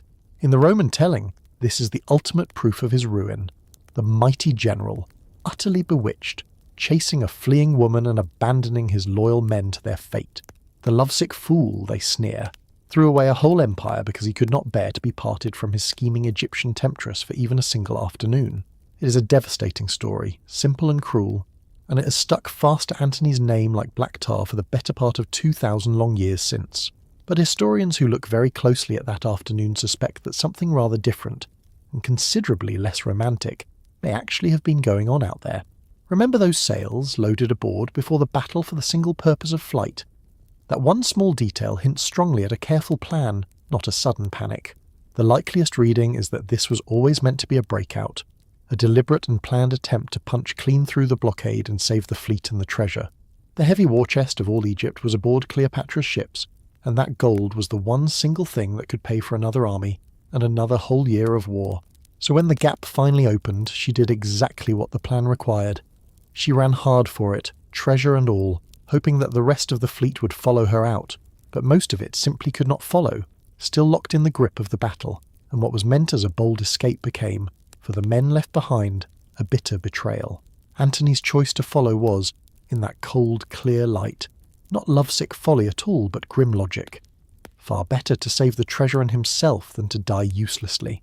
Cold logic, though, makes for truly terrible poetry, and Octavian's writers vastly preferred the far juicier tale of the bewitched fool and the cowardly fleeing queen. Whatever the truth of their real intentions, the result upon the water was total and undeniable. The great battle of Actium was an utter catastrophe for their whole side. The ships left behind fought on grimly for a while, then began to surrender, and by evening the great fleet that had promised so much lay broken, burning, or captured. Worse still was yet to come, for the enormous land army, waiting ashore for a leader who never returned, simply went over to Octavian without any real fight at all. In the space of a single day and the confused days that quickly followed, Antony and Cleopatra lost their fleet, their army, and any realistic hope of winning the war. They had escaped with their lives and with the great treasure, yes, but they sailed back toward Egypt as ruined gamblers who had staked everything and lost it all. Picture the heavy mood aboard those few fleeing ships, the long silence, the exhaustion, the slow dawning knowledge that the whole world they had dreamed of was already gone. The ancient writers say that Antony sat entirely alone at the prow for 3 whole days, his head in his hands, not even once speaking to Cleopatra herself. Whether that stark image is true or invented, it captures something very real. 2 proud rulers riding home together on the cold, indifferent current of their own defeat. For Cleopatra, the whole calculation now shifts entirely, from winning the war to simply surviving it, and to saving whatever can still be saved for her children. She has done this before, of course. She has been the cornered exile who found a way back, and some part of her sharp mind is surely already turning, planning and hoping. But this particular enemy is different. For Octavian is not a warm, impulsive Caesar or a pleasure-loving Antony, easily susceptible to charm and to grand gestures. He is cold, careful, and utterly focused, a young man who has wanted one single thing his entire life, and who now sees it at last almost within his patient grasp. Charm may not work on such a man, and Cleopatra, as sharp as ever, must surely sense that her old trusted weapons might finally be failing her at the very end. They reach Alexandria at last, not as returning conquerors, but as weary fugitives, bringing home with them the bitter news that the Great War is effectively already lost. And so begins the very last act of her long story, a slow, tense, doomed final year, waiting inside a golden city for a patient enemy to come and take it all away. The final year of Cleopatra's remarkable life is a strange suspended thing, a slow, held breath drawn out inside a doomed but still endlessly dazzling city. Octavian does not come at once. He's a patient man, and he lets the long summer turn while he secures the east and gathers his strength for the final, crushing blow. That deliberate delay gives Antony and Cleopatra one last, unreal stretch of time together in Alexandria, knowing the end is surely coming but not knowing exactly when. Antony, the great soldier, takes the crushing defeat the hardest of all, and for a while he sinks into a deep and bitter despair, unlike anything in his roaring earlier life. He builds himself a small, lonely dwelling out on a narrow spit of land in the harbour, and retreats there to brood, far away from the court and from the queen. He names this little hermitage after Timon, the famous man-hater of old Athens, and plays at being a bitter recluse who has finally given up on all of humankind. It is a very human collapse, the natural response of a man who built his whole identity on victory, now suddenly forced to live inside a total and public defeat. But even this heavy despair does not last forever, and eventually Antony rouses himself, rejoins Cleopatra, and the two of them turn back defiantly to their old pleasures. They revive their old famous drinking society, but they give it a new and much darker name that quietly tells you almost everything about their true state of mind. No longer the inimitable livers, they now call themselves the companions in death, a small club of friends who have quietly vowed to die altogether when the end finally comes. There is something both deeply tragic and oddly magnificent in that gesture, feasting and laughing on the very edge of the abyss, refusing utterly to grovel or to beg. But behind the defiant banquets, Cleopatra is doing exactly what she has always done best. Thinking clearly, planning carefully, and preparing for every branch of the future. She begins to build a great tomb, a strong stone mausoleum beside the temple of Isis, a monument meant to hold both her own body and her vast treasure together. Into it she gathers the whole wealth of Egypt, gold and silver, pearls and emeralds, ebony and ivory and precious spices, a fortune quite beyond ordinary imagining. And she lets Octavian know, very clearly indeed, that she's quite prepared to burn all of it, the entire treasure, rather than let it fall into his waiting hands. This is a shrewd, cold piece of leverage, because Octavian desperately wants that treasure, both to pay his soldiers and to fund the whole new order he's building. So a strange, dishonest negotiation quietly opens between them, each trying to use the other, each carefully hiding their real intentions behind polite, lying words. Cleopatra's true aim throughout is to save her children, and, if she possibly can, to keep the ancient throne of Egypt in the hands of her son Caesarion. Octavian's true aim is to seize the treasure, and to capture the queen herself, alive, for a very particular and deeply humiliating purpose he takes care not to reveal. For he means to capture Cleopatra and drag her back to Rome, to parade her in heavy chains through the streets in his own great and glittering victory triumph. A captured foreign monarch, displayed to the jeering crowds, was the ultimate Roman trophy, and the proud Queen of Egypt would be the very grandest prize of them all. Cleopatra, who understands Rome better than almost anyone alive, surely suspects all of this, and the very thought of it hardens something final and unbreakable inside her.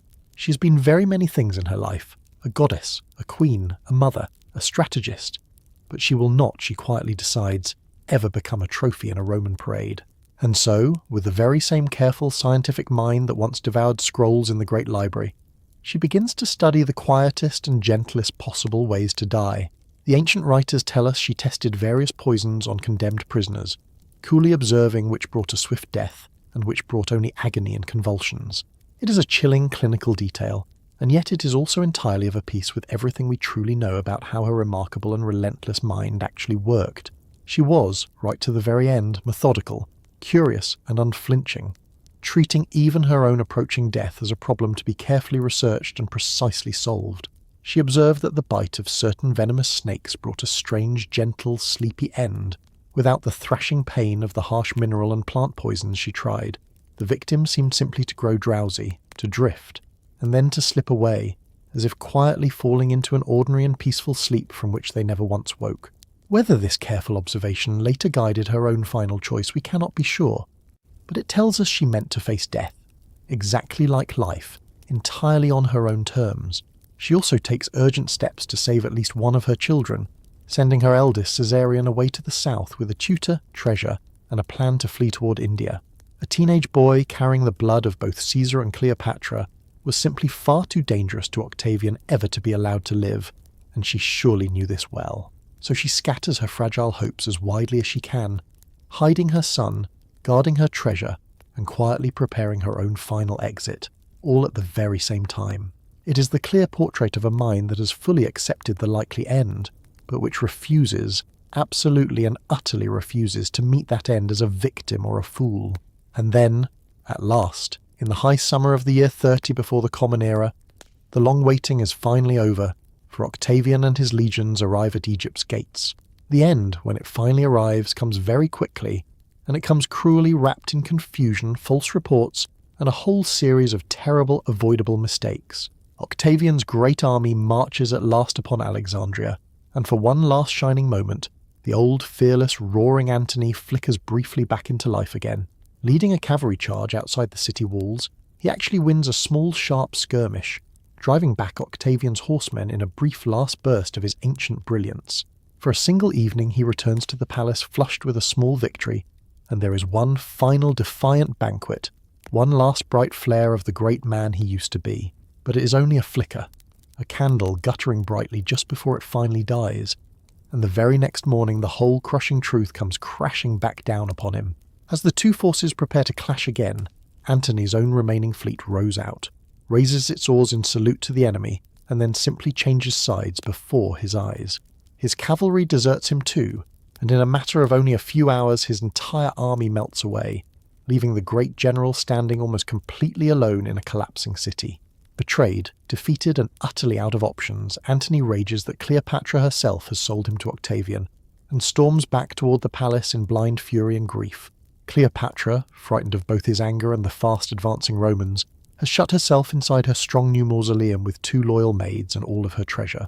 And then a false and utterly fatal message reaches Antony. A report, whether by simple mistake or by design, that the queen has already killed herself inside her tomb. For Antony, this single piece of news is the final blow, the one thing his battered spirit simply cannot survive. If she is truly gone, he sees no reason left to live. Believing his beloved queen dead, he turns to a trusted servant named Eros, and quietly asks the loyal man to run him through with a sword and end it all now. But Eros cannot bring himself to strike his master, and instead turns the blade upon his own body, falling dead at the general's feet in his place. Shamed and grief-stricken by his servant's terrible courage, Antony takes up the sword himself and falls upon it, driving the blade deep into his own belly. Yet even this he botches, for the wound, though surely mortal, does not kill him at once, and he is left bleeding and in agony, begging his men to please finish him. They flee from him in horror instead, and the dying general lies abandoned, calling out weakly, until a messenger arrives with news that changes everything one final time. Cleopatra, the message now says, is not dead at all. She is alive, barricaded safely within her tomb, waiting in the treasure-lit dark for whatever comes to her next. And Antony, dying, asks only one last thing of his men, to be carried to her, so that he might die in the arms of the woman he had loved and lost. His servants lift him up, still bleeding badly, and bear him through the frightened, emptying streets to the very foot of Cleopatra's great sealed stone mausoleum. But she will not open the heavy doors, for she's terrified that Octavian's soldiers will rush in the very moment they are unbarred and seize her alive on the spot. So instead, in one of the strangest and most heartbreaking scenes in all of ancient history, she and her 2 maids let long ropes down from a high tomb window. They loop the ropes carefully around the dying Antony and, straining with all their failing strength, haul his heavy, wounded body slowly up the outside of the tomb wall. The writers describe Cleopatra, her face utterly torn with grief, pulling on the rope, her hands slipping raw, her whole body shaking with the terrible effort of it. At last they drag him in through the window, and she lays him down, weeping bitterly, tearing her clothes, pressing her hands to his wounds as his life quietly drains away. And there, in the treasure-filled gloom of the very tomb she had built for herself, Mark Antony at last dies quietly in Cleopatra's arms, exactly as he had asked. The ancient writers, even the hostile Roman ones, grant him a few last gentle words, telling her not to pity his fall, but to remember only his former greatness. It is a scene so utterly charged with tragedy that Shakespeare would one day build a whole great play upon it, and it has quietly moved audiences ever since. But we should be careful, even now, not to let the sweeping romance entirely swallow the cold politics, because Cleopatra's sharp mind is still working even in her grief, for she is now a grieving widow in a captured city, holding a vast fortune and her own life as the last two cards she has left to play against a merciless enemy. Octavian, camped just outside, wants three things above all else: the treasure unburned, the queen taken alive, and a spectacular ending that makes him look magnificent to Rome. He sends agents to the tomb at once, not to comfort the grieving queen, but to make certain she does not kill herself or burn her gold before he can act. In a tense, almost comic scene, his men keep her talking at the barred door while others quietly climb a ladder to the very same high window Antony came through. They drop suddenly into the tomb behind her, and before she can snatch up a hidden dagger, they seize her, disarm her, and take the very last Queen of Egypt prisoner. So Cleopatra's final card, a swift and private death, is knocked from her hand at the very last instant, and she falls, still alive, into Octavian's careful keeping. Now only one duel remains, not of armies or of fleets at all, but of two brilliant, ruthless minds, meeting each other at last face to face in a conquered palace.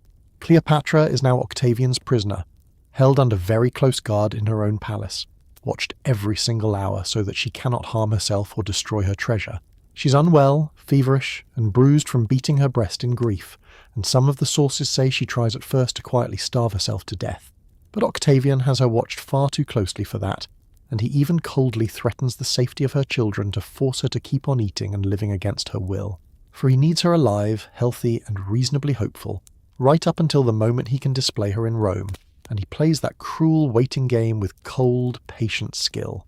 At last the young conqueror himself comes to visit the captive queen, and the ancient writers give us a tense, extraordinary, closely watched scene between the two of them. Cleopatra, though ill and dishevelled, does what she has done all her long life. She tries to read the man before her and find the single key that will unlock him. With Caesar, the key had been boldness. With Antony, it had been spectacle and pleasure. And so she reaches by pure instinct for charm, appeal, and the memory of Caesar. She shows Octavian old letters from Caesar. She weeps, she flatters, she plays upon his adoptive father's memory, searching hard for any crack in his cold young armour. But Octavian is not Caesar, and he is certainly not Antony, and this is precisely the moment when the old, reliable, trusted weapons finally and quietly fail her. He listens quite politely, he answers her blandly, he reassures her with vague and gentle words, and he gives her absolutely nothing real at all to hold on to. His whole aim is to keep her calm and hopeful, to stop her killing herself, and so he lies to her softly and expertly, promising nothing while quietly implying everything. There is a strange, revealing episode during all of this, when Octavian's men make a careful inventory of the queen's remaining treasure right there in her presence. Her own treasurer, a man named Seleucus, suddenly pipes up and accuses her of secretly holding back some of the most valuable items from the official inventory list. Cleopatra flies into a sudden, furious rage, leaps at the man, seizes him by the hair, and strikes him hard across the face before the utterly astonished watching Romans. Then, just as suddenly, she collects herself and explains, almost sweetly, that she had only kept a few small things aside as gifts for Octavian's own wife and sister. It is a dazzling little performance, and historians still argue over whether it was truly genuine fury or a masterful piece of pure theatre staged for Octavian's benefit. Some think she was truly enraged. Others think she was carefully acting the part of a woman who still cared deeply about her jewels, and therefore still wished to live. If it was indeed an act, its purpose was perfectly clear: to convince Octavian she was still clinging to life and hope, so that he would relax his suffocating guard around her. And that is exactly what a mind like hers would do, right to the very end, playing a role to buy herself the one thing she now needed, which was time. For Cleopatra has fully understood the truth that Octavian is so carefully hiding from her, the very truth she has probably known deep in her bones from the beginning. She will not be restored, she will not be spared, and she will not be allowed to quietly retire. She's been kept alive now for one single, humiliating purpose only. That purpose is the triumph, the great victory parade through the streets of Rome, in which she is to be the star exhibit, the conquered foreign queen displayed in chains. The confirmation comes, the sources say, through a sympathetic young Roman who very quietly warns her that Octavian means to send her off to Rome within just a few days. In 3 days, the whispered warning runs, she and her children will be shipped across the sea to be marched before the jeering crowds as living trophies of the conquest. For Cleopatra, that is the one fate more unbearable than death itself, to be paraded, mocked, and reduced to a mere spectacle in the very city she once dreamed of ruling. She had entered Rome years before as a queen and a living goddess, honoured with a golden statue. She will not now re-enter it as a captive dragged behind a chariot. So the last great decision of her life crystallises, calm and absolute. She will herself choose the manner and the moment of her own death, and rob Octavian of his prize. It is, in its own way, a final act of sovereignty, the one last power the conqueror cannot take from her, the power to say no completely and truly to mean it. She asks permission to visit Antony's tomb one final time, and there she weeps over him, and pours out her grief in words the ancient writers lovingly preserved for us. She tells the dead Antony that she is closely watched, kept alive only to be marched in triumph against him, and she softly begs his spirit to hide and shelter her. Then she returns to her chambers, bathes, and calmly orders a fine and lavish meal to be prepared and brought to her, as if for an ordinary, unremarkable, quiet evening. She dresses herself once more in her full royal robes, her golden diadem and her finest jewels, becoming again, completely and deliberately, the queen and the goddess. And then she gives quiet orders that a certain basket be brought to her, a simple basket of ripe figs, carried in past the Roman guards without any suspicion at all. What exactly is hidden inside that basket, and what happens next in that quiet, perfumed room, is the great and enduring final mystery of Cleopatra's whole extraordinary life. So let the palace grow still around her, let the guards yawn at their posts, and let us step softly with her into the last quiet hour of the last queen of Egypt. After she's eaten, Cleopatra writes a letter, seals it carefully and sends it out to Octavian, then dismisses everyone from her chamber except her 2 most trusted maids. The 2 women are Iris and Charmian, who have served their queen faithfully for years, and who have quietly agreed to share her fate all the way to the very end. What exactly passes in that quiet room over the next little while, no outside eye ever truly saw, and so the precise literal truth of it is lost to us forever now. When Octavian opens her sealed letter, he finds she is asked to be buried beside Antony, and he understands, with a sudden jolt, exactly what she now intends to do. He sends his men running to the palace to stop her, but they are already far, far too late, and they burst into a scene that has haunted human imaginations ever since. Cleopatra lies dead upon a golden couch, dressed in her full royal robes, her crown in place, calm and composed, every single inch a queen, even in her death. At her feet the maid Iris lies dying, and the other maid, Charmian, swaying and half collapsed, is carefully adjusting the golden diadem upon her mistress's still brow. One of the guards, horrified at the sight, cries out to Charmian, demanding to know whether this is a fine and honourable thing that they have all done here, and Charmian gives the answer that seals the whole legend forever, replying that it is well done and entirely fitting for a woman descended from so very many kings. Then she too sinks down and dies beside her queen, and the last independent ruler of Egypt is gone, having chosen her own ending right to the very last breath. But how exactly did she truly die? Here we finally arrive at the single most famous and the most fiercely disputed small detail in the whole of her long story. The legend, the one that absolutely everyone knows, says she died from the bite of an asp, an Egyptian cobra secretly smuggled to her hidden in that basket of figs. In this telling, she reaches into the basket, provokes the serpent, and offers it her bare arm or her breast, welcoming its venom as a gentle, quiet path into sleep. It is a perfect poetic image, and there is a deep symbolism woven into it that would certainly not have been lost on the Egyptians who first told the tale. The cobra, the sacred uraeus, was the holy emblem of Egyptian royalty, the rearing serpent worn upon the very front of the crown of the pharaohs themselves. For a queen to die by the royal serpent was, in a sense, to be embraced by the divine symbol of her kingship, and to pass into the company of the gods. No wonder the image stuck so very fast. It quietly turns a grubby political suicide into a sacred, sovereign, and almost holy act of royal transformation. But the real trouble is that when we look at this beloved story with cooler, far more sceptical eyes, it very quickly begins to spring a great many practical leaks. An Egyptian cobra is a large snake, often 5 feet long or considerably more, and simply not the sort of thing you can easily hide beneath a few figs in a small basket.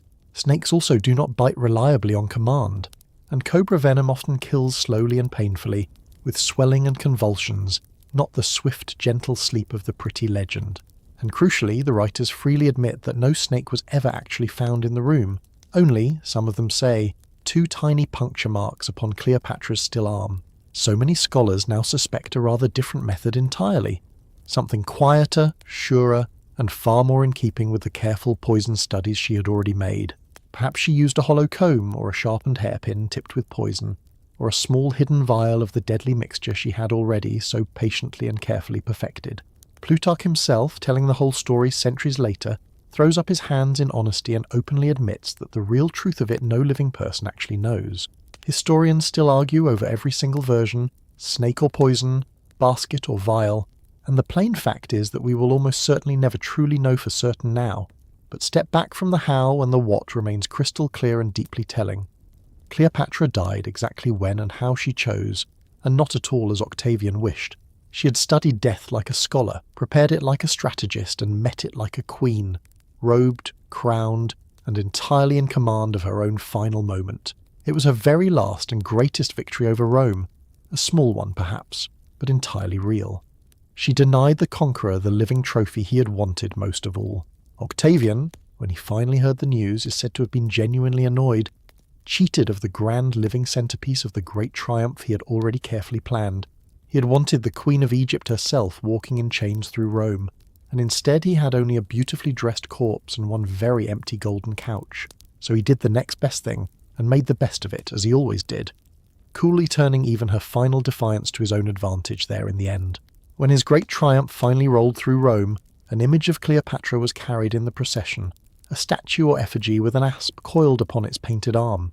The living queen had escaped him, but her lifeless likeness was paraded anyway, and it is from that very effigy that the snake may have entered the legend for good. For it may well be that the asp we all picture was less how she truly died, and much more how Octavian chose to have her death remembered and forever displayed. Either way, Cleopatra was dead at just 39, and with her died the last kingdom of the age of Alexander, though the story of her strange afterlife was only beginning. With Cleopatra dead, Octavian moved swiftly and coldly to tidy up the loose ends of the old order, and the very first of those loose ends was a single teenage boy. Caesarion, her eldest son, the child of Julius Caesar himself, was still fleeing south with his tutor, carrying his mother's last fragile hopes toward the Red Sea and beyond. But he was lured back, or perhaps betrayed by that very tutor, who was persuaded that the boy might yet be allowed to rule if only he returned home to Alexandria. It was a lie, of course, for a living son of Caesar was the one single thing that Octavian, Caesar's other heir, could never possibly allow to go on surviving. One of Octavian's advisors summed up the whole cold logic in a single chilling little phrase. Too many Caesars, he said dryly, is simply not a good thing to have. And so Caesarion, the boy once hailed as King of Kings and the union of Egypt and Rome, was quietly put to death, and the royal line of Cleopatra ended with him. Antony's eldest son by his first wife was killed as well, cut down to remove another possible rival and another possible future rallying point against the new order.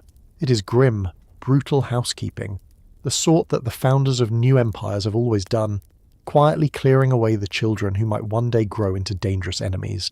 But not every one of the children was killed, and here the harsh story softens, just a little, into something that almost looks like an unexpected kind of mercy. The 3 young children of Antony and Cleopatra, the sun, the moon, and the little Ptolemy, were spared and carried off across the sea to distant Rome. There they were handed over to be raised, quite astonishingly, by Octavia, the very Roman wife whom Antony had abandoned years before for their own mother. Picture that quiet act of grace. The deeply wronged woman taking in the children of the rival who had once displaced her, and raising them tenderly as her own. The 2 little boys soon fade quietly from the historical record, and most likely died young, as so very many children did in that hard and unforgiving ancient age. But the girl, Cleopatra Selene, the moon, survived, and grew up to carry a bright spark of her mother's remarkable line onward into a whole new generation. She was married to Juba, a cultured client king of North Africa, and together they ruled a kingdom called Mauritania as noted scholars and generous patrons of the arts. In her, something of her famous mother lived on, a learned queen, mistress of a court, honouring Egypt in a distant land far from the Nile she herself never truly knew. They even named their own son Ptolemy, so that for one more generation the ancient name of Cleopatra's proud dynasty still sat upon a living, breathing royal head. It is a small, quiet thread of survival, very easy to miss, running out of the wreckage of Actium and onward into the long, slow sunset of the old royal world. As for Egypt itself, The grand and glittering prize over which so very much blood had been spilled, it now passed entirely into Octavian's own private, personal hands. It did not become an ordinary Roman province like the others, quietly governed by the Senate. It became instead the special private possession of Octavian himself. The immense treasure of the Ptolemies flowed at last into Rome, so much gold that the writers say the interest rates across the whole city simply collapsed overnight, and the endless grain of the Nile, the true hidden engine of this entire long story, was now Rome's alone to command, feeding the vast, hungry, restless capital city. Egypt, which had been an independent kingdom for 3,000 years, from the very first pharaohs onward, ceased in that single moment to rule itself at all. It would be governed from far away, its ancient throne standing empty, its living goddess now gone, its great wealth flowing steadily outward to a foreign city across the sea. The death of Cleopatra was, in this deeper sense, far more than the death of one remarkable woman. It was truly the end of an entire and very ancient world. She was the very last of the Hellenistic monarchs, the final ruler descended from the great generals who had carved up Alexander's vast empire 3 centuries before. With her passing, that whole dazzling age of Greek kings ruling eastern lands, of Alexandria and its great library, drew quietly and finally to its long-awaited close, and the cold, patient man who ended it all, Octavian, went on to become the single greatest winner in all of Roman history, reshaping the whole world in his own image. A few years later he took a new and solemn name, Augustus, the revered one, and became, in all but the actual title, the very first true emperor of Rome. The old republic, already a hollow and brittle shell, was quietly folded away, and the long age of the Roman emperors began under his careful, patient, unblinking eye. So Cleopatra stood, in a very real sense, at one of the great hinges of all history, the exact turning point where the republic ended and the empire was truly born. Her defeat did not merely lose her a single kingdom, it helped decide the very shape of the whole Western world for the next 500 years and more. That is a truly staggering weight of consequence to hang upon a single human life, and it really should make us look again, harder, at who this woman actually was. Because the real Cleopatra was never a mere footnote to Caesar and Antony, but a player at the very highest table, whose own fall reshaped everything around her. And yet, within only a few short generations, that formidable ruler had already begun to vanish behind a mask, replaced by a legend far smaller than the living truth. Here is one of the strangest things about Cleopatra. She may well be more famous today, 2,000 years after her death, than she ever truly was in her own lifetime. Her name is known to people who could not name a single other figure from the whole ancient world, a byword for beauty, for romance, and for exotic, dangerous power. And yet almost everything that famous name conjures up is a later invention, layered on top of the real woman like coat after coat of bright, cheap, glittering paint. For every single age since her death has remade Cleopatra in its own image, using her as a mirror for its own hopes, fears, and fantasies about women and about power. Tell me how a particular century chose to imagine Cleopatra, and I can tell you a great deal about what that century truly thought of ambition, desire, and the East. The Romans, as we have already seen, needed a monster, a foreign temptress who nearly toppled their city, to justify Octavian's war and to flatter his great victory. So the earliest legend is the hostile one, all wickedness, wine, and witchcraft, the fatal woman who unmanned a great Roman general and simply had to be destroyed. But something rather curious happens as the centuries slowly pass, and the old political danger fades into distant memory.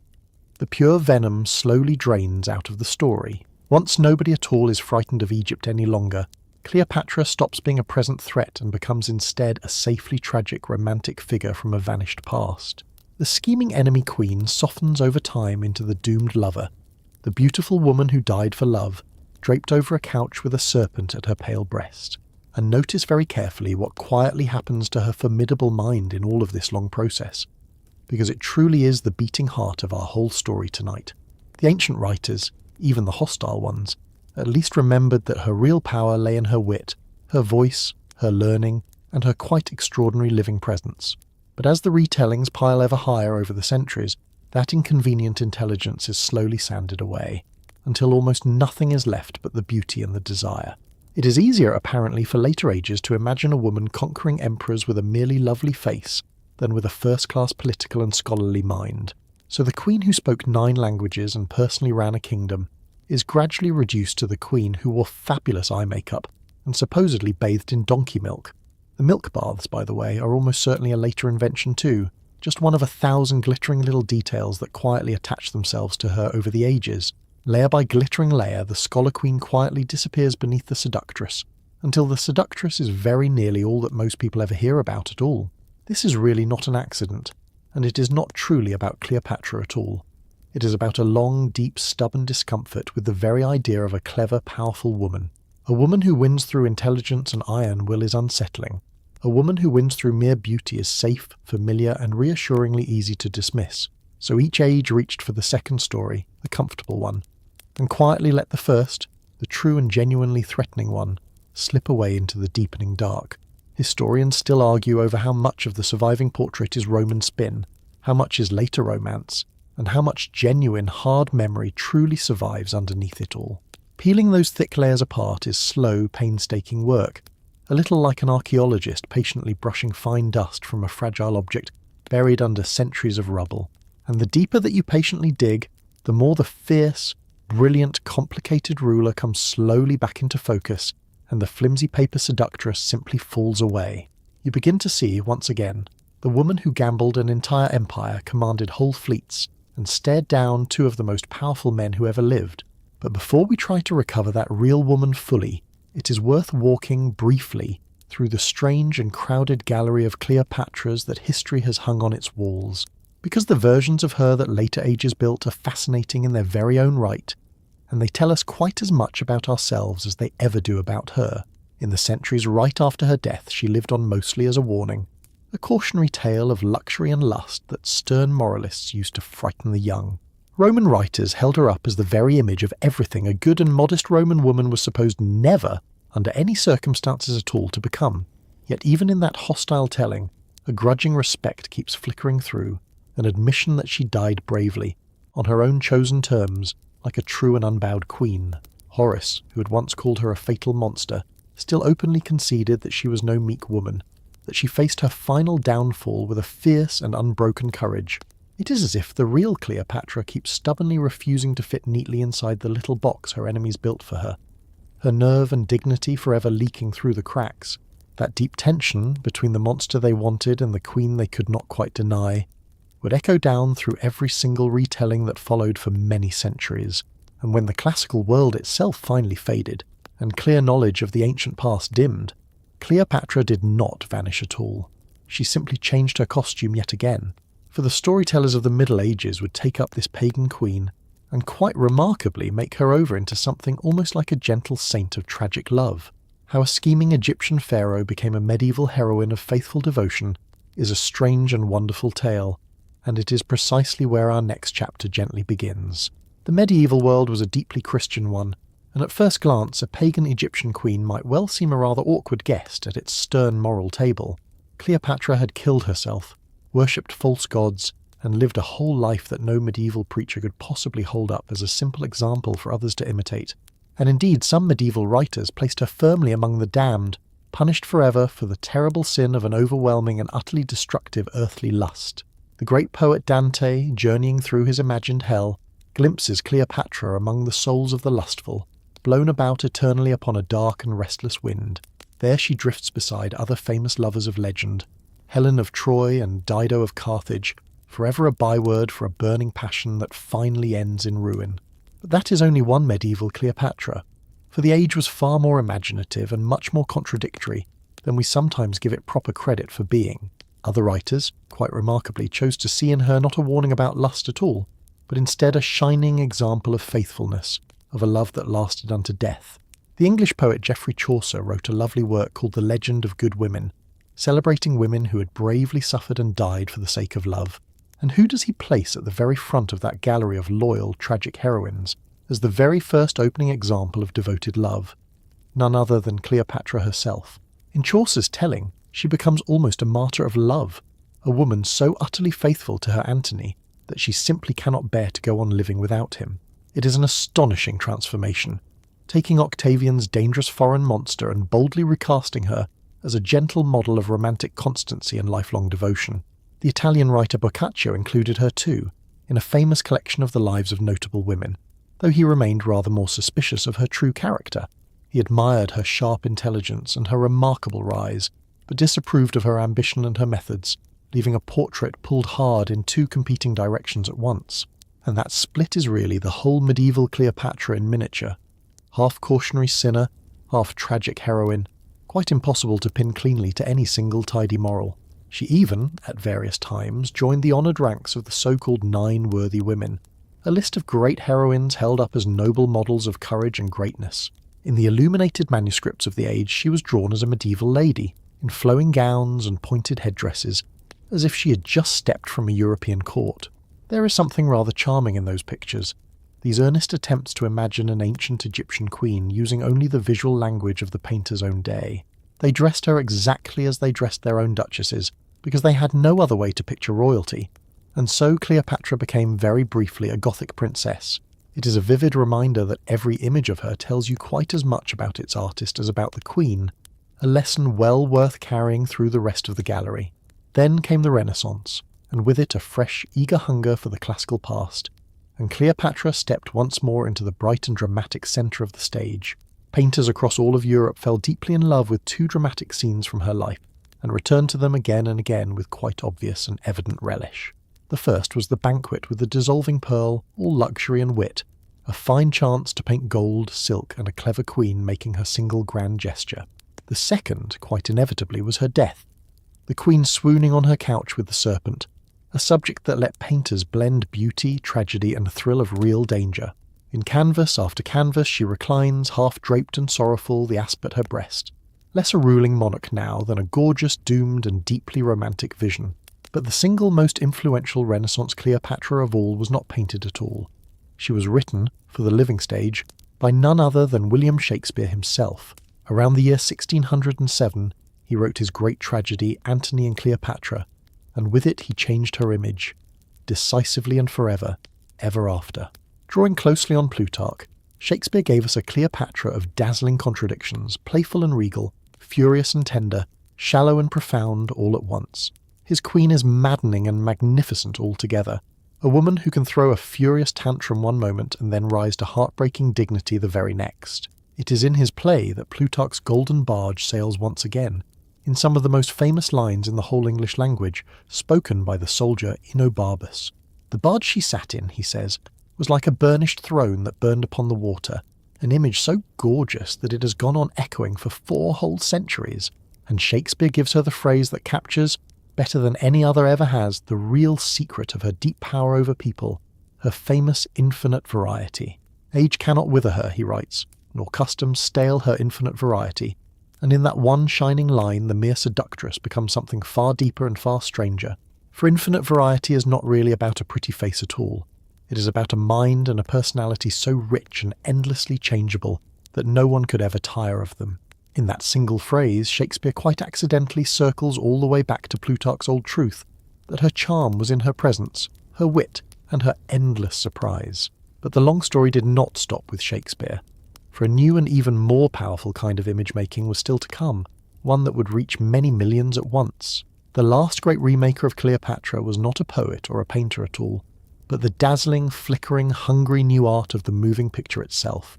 In the 20th century, cinema took firm hold of her legend and blew it up to enormous size, projecting her, far larger than life, onto screens across the whole world. But even before the films arrived, the 19th century had already fallen very hard for a lush, exotic Orientalist vision of the mysterious Egyptian queen. Victorian painters loved to depict her amid tiger skins, incense, and heaped jewels, the very picture of dangerous Eastern luxury and thrilling forbidden desire. One famous painting even shows her coolly testing her poisons on dying prisoners, turning her real, documented curiosity into a scene of cruel and decadent spectacle. Operas were written about her, poems were spun endlessly around her, and she became a favourite fantasy of an age both fascinated and frightened by powerful women. Then the cinema truly arrived, and Cleopatra found her most powerful modern medium of all, one that could make her sheer physical beauty the entire overwhelming point. In 1917, an actress known as Theda Bara played her as a silent film vamp, all smouldering dark eyes and scandalous, daring, barely there costumes. In 1934, Hollywood dressed the actress Claudette Colbert in shimmering Art Deco gowns, and turned the Queen into a creature of pure glamour and bright sparkle. But the single version that truly burned itself into the whole modern imagination came in 1963, and its shining, unforgettable name was Elizabeth Taylor. That film was a genuine monster of excess, the most expensive movie made up to that time, so ruinously costly it very nearly bankrupted the studio that produced it. Taylor changed her costumes dozens upon dozens of times, dripped everywhere with gold, and swept through vast sets in a blaze of technicolor royal splendour. Her Cleopatra was, above absolutely all else, breathtakingly beautiful, and for millions of people ever since, that single glamorous face simply became the face of the Queen. And with that film, the long, slow process we have been tracing all night reached its glittering, complete conclusion. Cleopatra was now overwhelmingly a symbol of beauty. The scholar was gone, the strategist was gone, the woman who spoke 9 languages was gone. All that remained was a gorgeous face and a famous tragic love story. Her very name became a shining brand, stamped onto perfumes, cosmetics and beauty products, a byword for glamour sold in bottles and jars all around the world. The dramatic dark eyeliner we still call the cat eye is marketed in her name, as though eye makeup alone had been the true great secret of her extraordinary power. There is a deep and rather delicious irony in the whole of this, one that sits right at the very centre of everything we have so gently talked about tonight. The ancient writers who actually knew of her insisted that beauty was precisely the one thing she was not chiefly famous for at all in her own lifetime, and yet 2,000 years later she has become the single most famous beauty in all of human history, remembered for the very quality they carefully downplayed. It is as though the whole wide world slowly and very stubbornly decided to believe the exact opposite of what the earlier sources had patiently tried to tell it, and this long obsession with her looks has sparked, in recent times, a heated and genuinely revealing modern argument about what Cleopatra actually looked like. People argue passionately about her skin, her hair and her ancestry, treating her very appearance as a kind of prize to be claimed by one group or another. The honest historical answer is genuinely humbling. We simply do not know for certain, because her mother and one of her grandmothers cannot be securely identified at all. We know her family was mainly Macedonian Greek, yet the coins, the busts, and the silence of the record leave real and honest room for uncertainty about the rest. And there is a very quiet lesson buried in that uncertainty itself, one that ties this whole long night together neatly into a single, elegant, satisfying knot. We have been arguing about Cleopatra's face for 2,000 years now, and we still cannot agree upon it, precisely because her face was never really the point at all. The things that made her genuinely extraordinary, her mind, her voice, her nerve, her statecraft, all left almost no mark at all that a mere portrait could ever hope to capture. So we squabble endlessly over the single thing we cannot recover, and casually overlook the many things the ancient sources actually took the trouble to record for us. Meanwhile, in the real and living Egypt, archaeologists are still patiently searching for the physical remains of the queen herself, for her long-lost and hidden tomb. One determined researcher has spent 2 full decades digging at a temple site west of Alexandria, deeply convinced that Cleopatra lies hidden somewhere beneath it. Her team has uncovered tunnels and coins stamped with the queen's own portrait, and more recently a whole sunken ancient harbour drowned beneath the quiet sea. But the tomb itself, the actual final resting place of Antony and Cleopatra, has stubbornly refused to be found, and it may well lie forever beyond our reach. Many scholars suspect she was buried in Alexandria itself, in a royal quarter now largely sunk beneath the waves or buried under the busy modern city above it. So the last queen of Egypt keeps her final secret still, unfound, unseen, resting somewhere quietly in the dark exactly as she had perhaps always intended to do. So let us, in these last quiet stretches of our night together, try gently to gather the real Cleopatra back together, out of all the paint and perfume of the centuries, set aside the milk baths and the movie posters, the golden barge and the serpent, and ask quite simply, who was this remarkable woman really underneath all the legend? She was, first and most importantly of all, a working monarch, the hands-on ruler of one of the richest and most complicated kingdoms in the whole ancient world. For over 20 long years she held that throne through war, invasion, famine and betrayal, somehow keeping Egypt stable while the world all around it burned. That achievement alone, 2 whole decades of sheer survival at the very top of a murderous dynasty, marks her out clearly as a politician of the very first rank.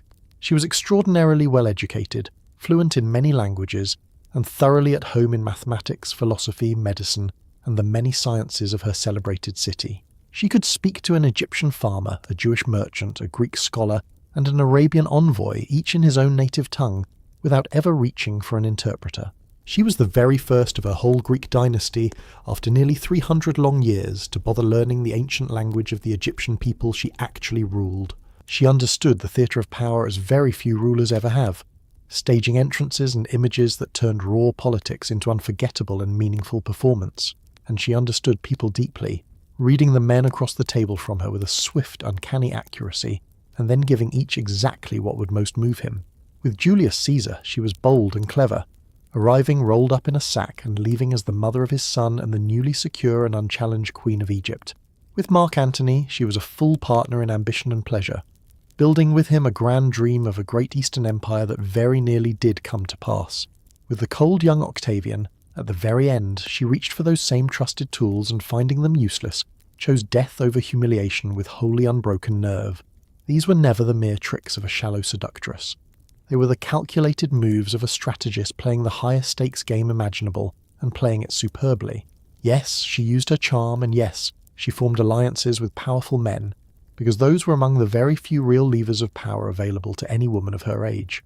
In a world that gave women almost no formal authority at all, she reached for whatever influence she could possibly grasp, and wielded it with breathtaking skill and daring. To call that mere seduction is to badly miss the whole point, in the very same way that you would miss it entirely by calling a great chess master merely lucky. And when it all finally collapsed, as such enormous gambles so often do in the end, she met her ruin with a courage that even her bitterest enemies could not deny. She would not be led in chains through Rome. She would not be a trophy, and so she chose her own ending and denied the great conqueror his single, grandest prize. That final act was not weakness or mere despair at all. It was the last careful move of a player utterly determined to keep control of the one thing still left to her.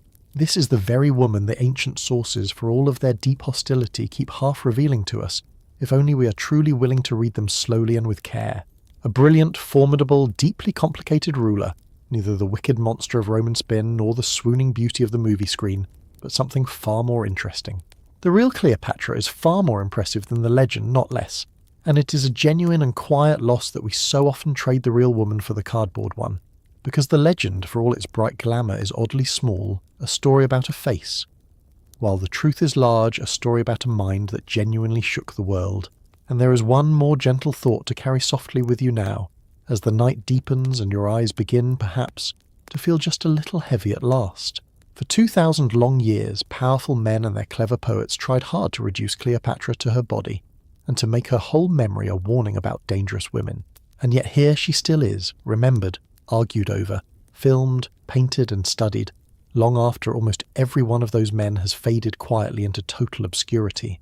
The queen they tried so hard to shrink into a cautionary tale has quietly outlasted very nearly all of them, her name now known in every far corner of the whole earth.